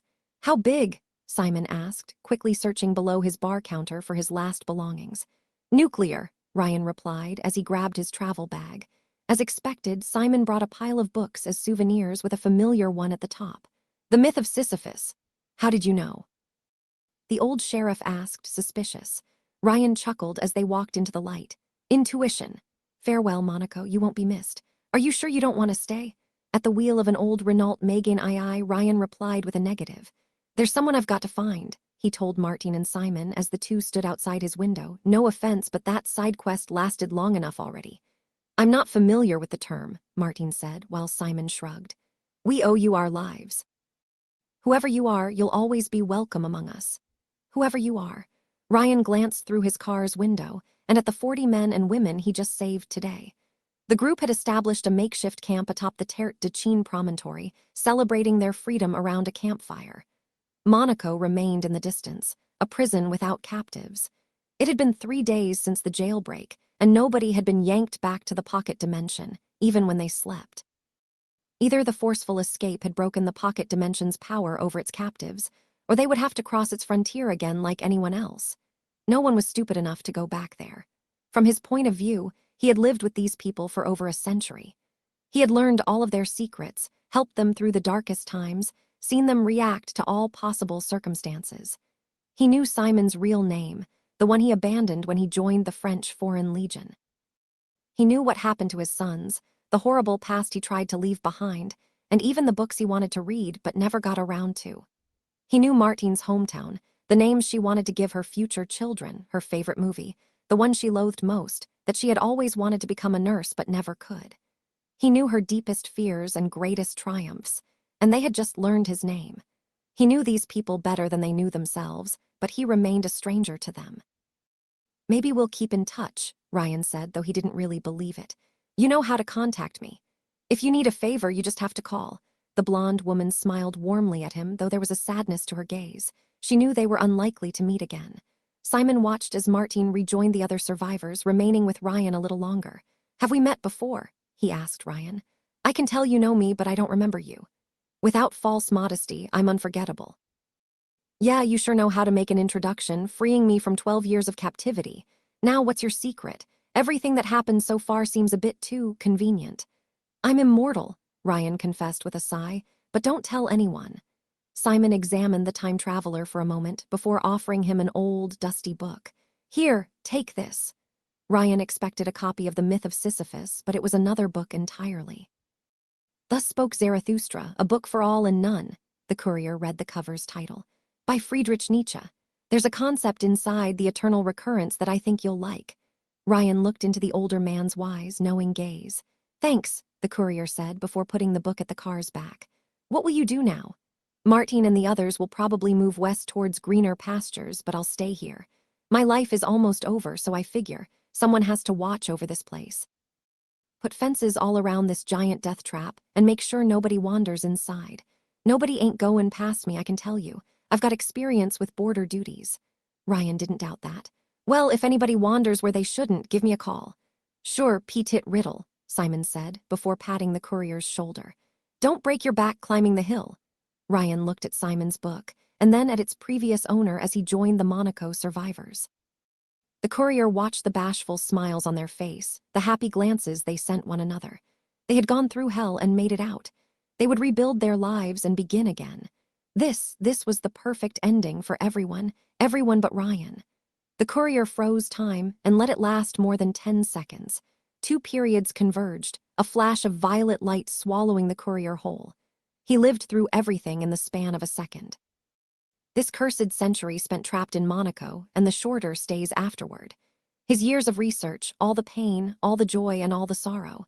All these moments that could have been, but that only Ryan remembered. He took all his memories into himself, and they would live on through him. Time resumed abruptly, the past set in stone, and the save point moved into the present.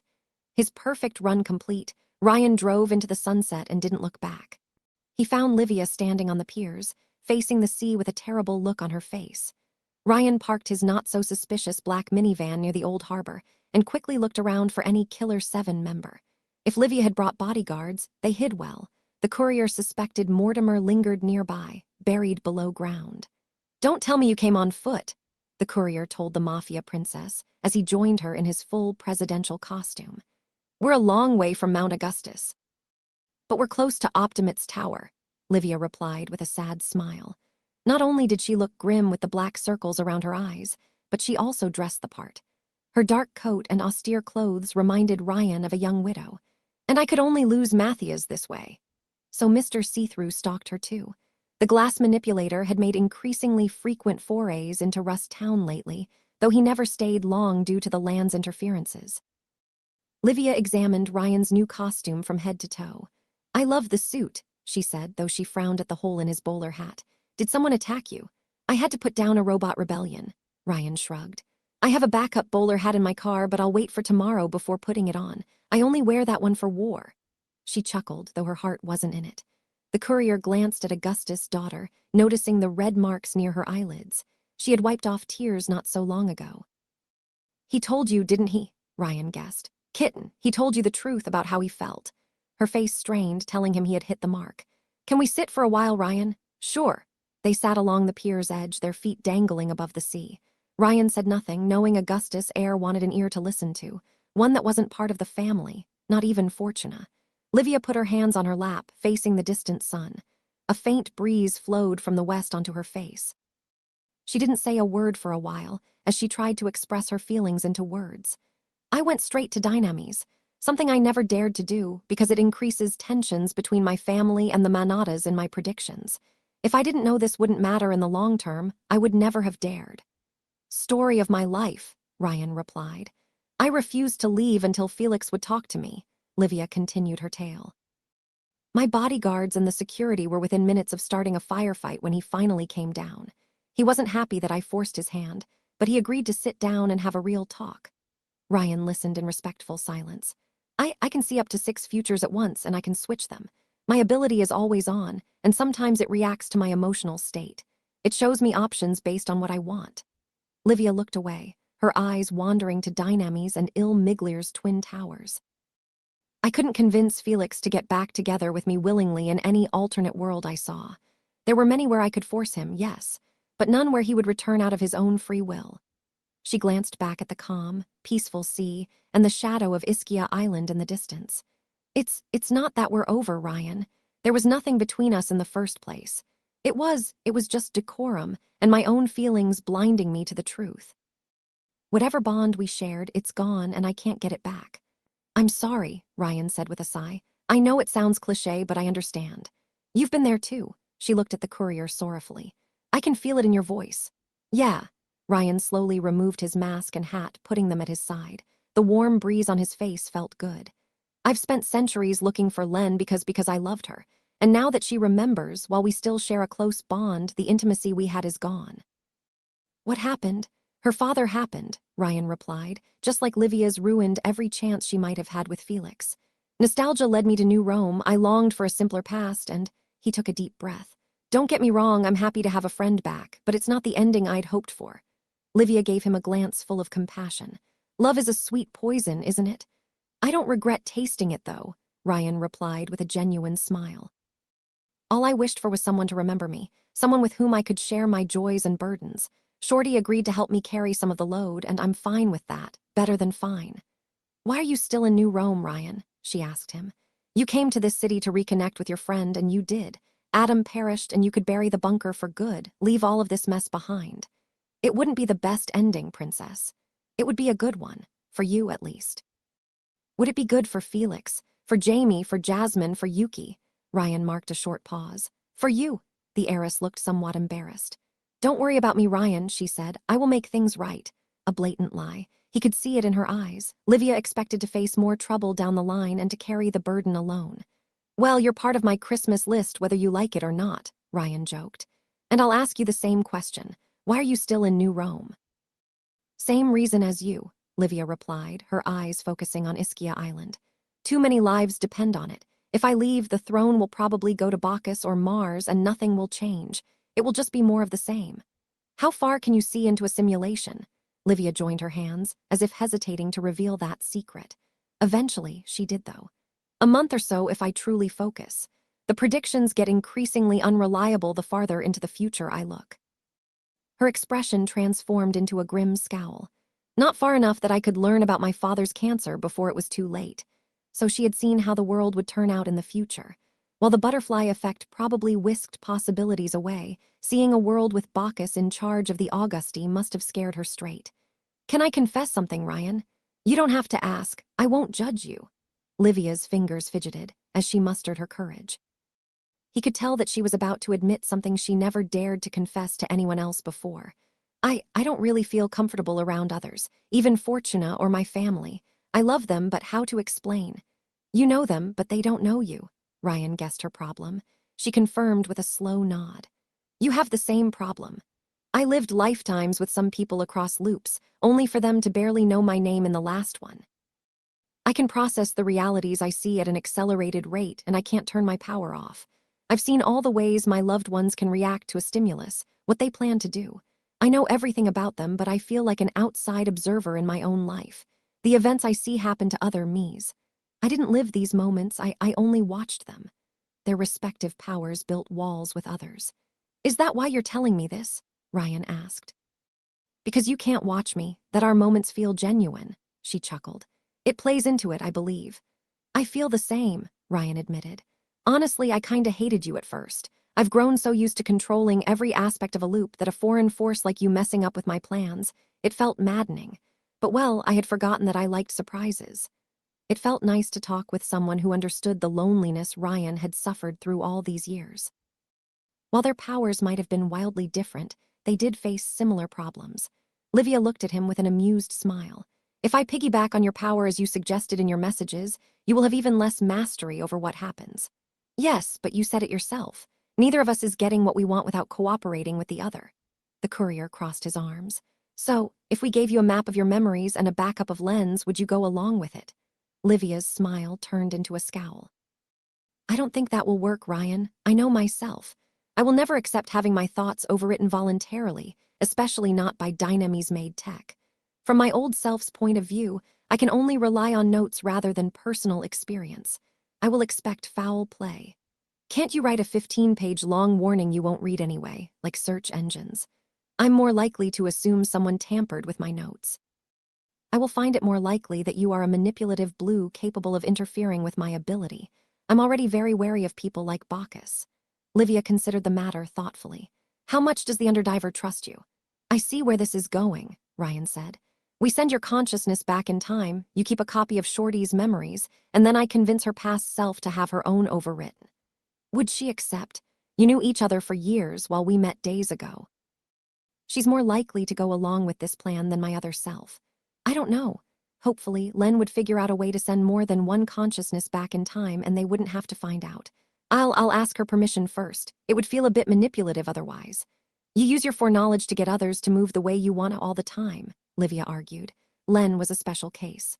We'll see with her. What about the other thing? Help you find a cure for the psycho condition. The Oracle seemed a lot less enthusiastic about that part. Ryan, these people tried to blow us all back to the Stone Age. The ones who wanted to are gone, and the rest. Ryan's thoughts turned to Acid Rain, Mongrel, Frank, even Saren.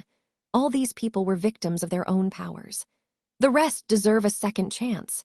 And besides the meta, how many psychos were people who made a costly mistake or victims of circumstances? Bloodstream, Gene Stefani, Adam, and their kind had colored his view of psychos. But now that he had seen the other side of the fence, Ryan couldn't call a world where Acid Rain would remain a demented killer a perfect run. I gave them hope, Livia, the courier declared. I don't want to disappoint it. You will take it away when you turn back time again, Livia pointed out. I will make curing them part of my final loop, Ryan argued back. I will perfect the process through multiple loops and make sure they get a better ending. Maybe they won't remember my promise, but I will. Livia hesitated for a full minute, joining her hands as she considered the proposal. If Ryan wasn't mistaken, she used her sight to try to see the possible consequences, and it seemed to mollify her resistance somewhat. All right, she said, but in return, I ask for two things. First, you will involve me in every step of the way. I don't want to help create something I might regret. That's fair. And second, her expression turned playful. Why do they keep calling you Mr. President? Ryan couldn't help but chuckle. You want me to declassify that secret? I'm curious, she admitted. I'm sure there's an interesting anecdote behind it. Ryan explained to Livia the details of his coup d'etat, and her lips transformed into a grin. You force them to sing the Star-Spangled Banner every morning. Frank is a surprisingly good singer, but Mosquito, Ryan shuddered, the infernal buzzing noise echoing in his mind. If you didn't want to slap him before he sings, you will afterward. I wish I could do silly things like that, Livia admitted. Everyone around me walks on eggshells. Can't you force them to amuse you, jester style? Ryan asked. What's the point of having authority if you can't abuse it now and then? They fear displeasing me, but they dread my father's attention even more, Livia replied. Although I admit Fortuna and I had some interesting adventures when we were younger. Like what? We made wishes upon a star and Fortuna asked for the star itself, Livia chuckled. A small meteorite fell in the garden. My father was livid. Her power is busted, Ryan complained. I know, Livia answered with a knowing smile, albeit somewhat nostalgic. Things were so much easier when we were children. Ryan glanced at Ischia Island in the distance. Before your parents started grooming you to take over, Livia answered with a sharp nod. I would appreciate it if you destroyed that island on your way out of New Rome. Once the Bliss factory goes down, I can finally start changing things for the better. Maybe even keep Narcinia away from Bacchus, if I play my cards right. You understand she will always remain the sticking point with the carnival, Ryan pointed out the obvious. And Bacchus is only part of the problem. Mars and Venus also push her into making more bliss against her will. Mars and Venus, I can manage, Livia explained. They are followers, so to say. Mars in particular chose to become my father's subordinate early and never wavered in his loyalty. He will only take responsibility for the family's empire if it is thrust upon his shoulders. If I inherit, these two will do as I say, even leave Narcinia and Fortuna alone to do as they wish. They won't like it, mind you, but they will obey. But not Bacchus. Livia shook her head. His obsession with bliss borders on religious zealotry. He believes he can contact God with that substance and it trumps all other concerns. Not a god, an ultimate one. Even then, Ryan said, if you really want to spare your family from a deadly confrontation with Hargraves, we'll have to find a way to exfiltrate Narcinia from your father's grasp. Livia winced. I'm seeing Hargraves in my vision lately. Sunshine, already. Where? Rust Town, she admitted. I believe he intends to attack you, and the odds increase with time. But the only reason Hargraves would appear so soon would be if he knew about the bunker. So that's why Safelight was so active lately, Ryan muttered out loud. How? Did Ryan's presence among the metagang cause Shroud to pay more attention to Rust Town? Or did the glass manipulator manage to interrogate former thralls of Sishak with the necessary knowledge to piece it together? Perhaps he hadn't done so yet, but would in the following days. How long until the sunset? It is too early to tell yet, especially since you can make my prophecies wrong. Livia bit her lower lip. Something else has been blurring my visions lately. Of course. One of the plushies had breached containment and escaped the junkyard. If it was anything like with Eugene Henry, the creature would probably pollute her future sight. I see dynamies attacking Rust Town too, Livia continued. Enrique leads them in most possibilities, but others, his elder brother takes the lead. If he does come, the city burns not long after. The flames of war consume everything. So Ryan's backup plan of abandoning the surface and bunkering down the way Hannafat Lecter did looked doomed to fail. He had to go on the offensive. Well, I have a plan to take care of Dynamis and secure Vulcan's help on the same occasion. Vulcan? Livia raised an eyebrow, smirking. Why choose a road so complicated? If you needed her help, you could have asked me. Nah, I know Vulcan. If you forced her to help, she would have ratted us out to Augustus out of petty revenge. If anything, Jasmine's irritability was one of the things Ryan found cute about her. She will only help reliably if someone goes along with her wishes first. Livia immediately picked on the implications. The two of you were close. Ryan avoided her gaze, staring at the sea. He felt still sore about losing Jasmine, his Jasmine. Yeah, we were, but now she's gone for good. Now that you can safeguard memories, why not repeat the loop where you formed a relationship? Livia suggested. Then you send her memories back. Ryan sighed. He had considered something like that before deciding against it. That kind of thinking led down the rabbit hole. Besides the fact she made me promise not to replace her, I cannot control your actions, so a perfect repeat is now beyond my reach. If I tried to recreate my Jasmine through various loops, I would probably obsess over every detail and reboot if I find the result lacking. I'm afraid I'll start caring more about my idea of Jasmine rather than the person. Much like how he had obsessed over Len and what she represented to him. I see. Livia looked torn about Ryan's choice, but appeared to respect it. Why do you need her? We're in the process of figuring out how Mecron could enhance his lieutenant's powers. If I combine his tech with Jasmine S, you could boost your power and perhaps bring more people across time. He could tell that the possibility greatly interested Livia.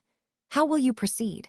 Well, I'll go full supervillain, take over Dynamis, Star Studios, and livestream Hector Manada's crimes for the world to see, Ryan explained his evil plan. I'll also chew the scenery, probably hold the city for ransom, and confront my archenemy Wardrobe in an epic battle. Or she will share the role with the I haven't decided if I want my heroes exclusive. Livia's reaction was unlike anything Ryan expected. He thought she would laugh, show skepticism, pat him on the back and leave him to his fate.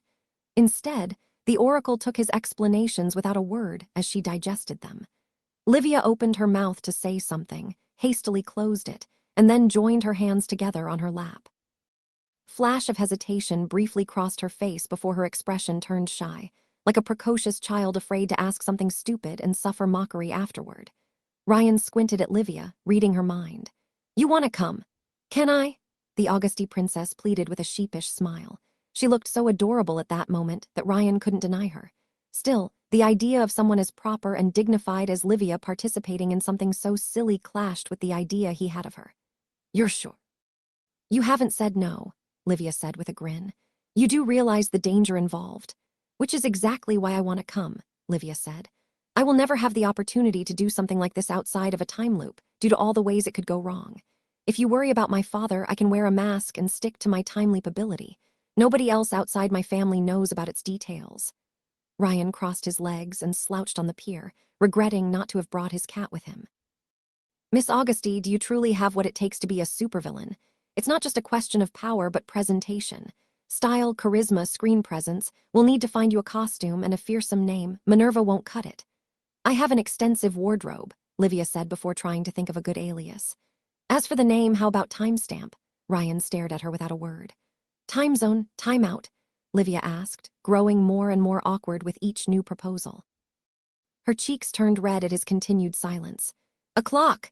Why couldn't she see it? The perfect name, the one most appropriate for her power, one that oozed style and would transcend the realm of pop culture, the perfect household name to go along with a power nobody could explain. Queen Crimson, the one and only. Isn't that a bit pedantic? Livia asked with a frown. Trust me, Ryan smirked while putting a comforting hand on her shoulder. It will do just fine. So? Len asked, as a blast door closed behind Ryan. Well, our Disney princess agreed to help with our cancer cure project and to star in tomorrow's movie. The testing area reminded him of the interrogation chamber where he and Jasmine tested the power-boosting armor.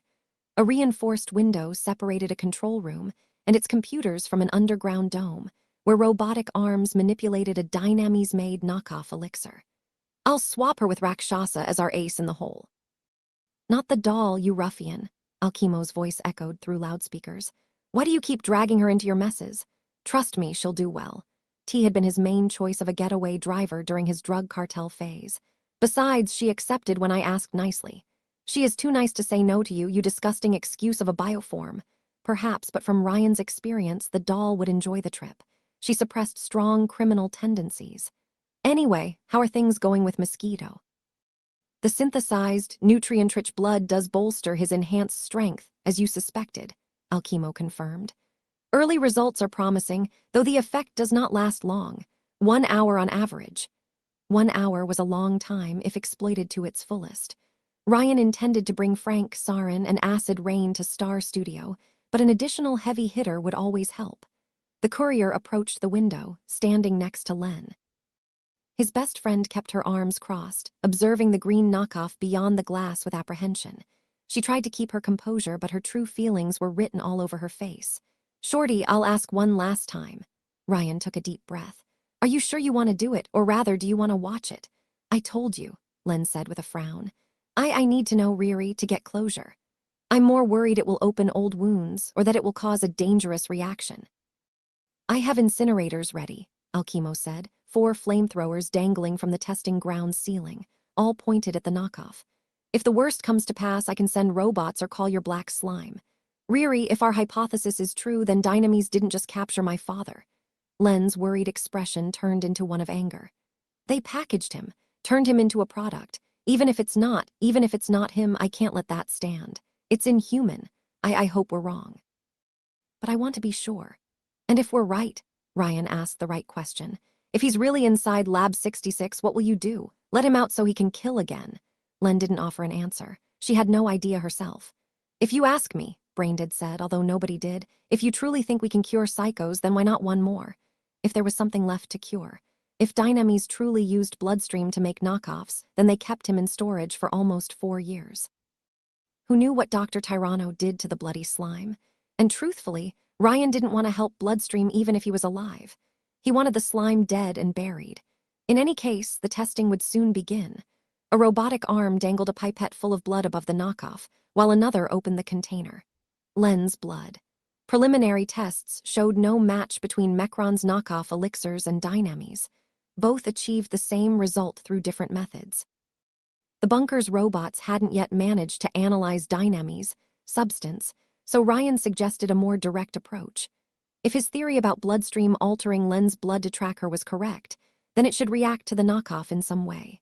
Subtle or obvious, a change should follow, and hidden cameras would film everything. Ryan's eyes focused on the green, swirling liquid inside the knockoff's glass flaken. Wyvern had served as this Hercules elixir's template. He wondered if the draconic knight in shining leotard would have participated in its creation, had she known how it was made. The robotic arm pressed the pipette, a single droplet falling from it. Ryan and Len held their breath, watching the liquid fall for a moment that seemed to stretch forever. The droplet hit the knockoff, and the elixir screamed. The knockoff's container exploded into a dozen shards as its green content turned bloody red. The contents spilled all over the testing floor, bloating like cake paste in an oven. The minuscule amount of liquid grew and grew and grew as fast as Darkling when it devoured Adam. The shape of a twisted parody of a human face formed on the slime's surface, its deafening scream echoing through the reinforced window. A chill went down Ryan's spine as he was brought back to his dark past.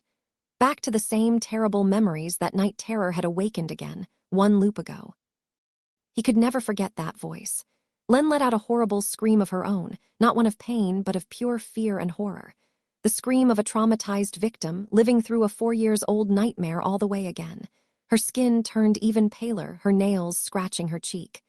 "Len!" Ryan immediately held his best friend in his arms, hugging her tight against his chest. "Len, calm down, I'm here." The howling slime crawled on the ground towards the windows, sensing Len, smelling its lost daughter like a bloodhound desperate for a warm meal. The flamethrowers activated, torching the testing room. Flames as hot as Leo's surface vaporized the blob to dust, its horrifying scream turning into death throes. Only ashes and silence remained. Ryan didn't know how long he held Len in his arms afterward. Her scream had turned to tears, her hands covering her face as if she could shield her gaze from the terrible truth. Her nails had dug deep into her cheeks to draw blood. She was so fragile in his hands, he thought she might break in half. The courier let her cry into his chest, his eyes staring at the elixir's ashes. A terrible thought crossed his mind, alongside the sheer magnitude of Hector Manada's crimes. How many people in New Rome had drunk a knockoff elixir?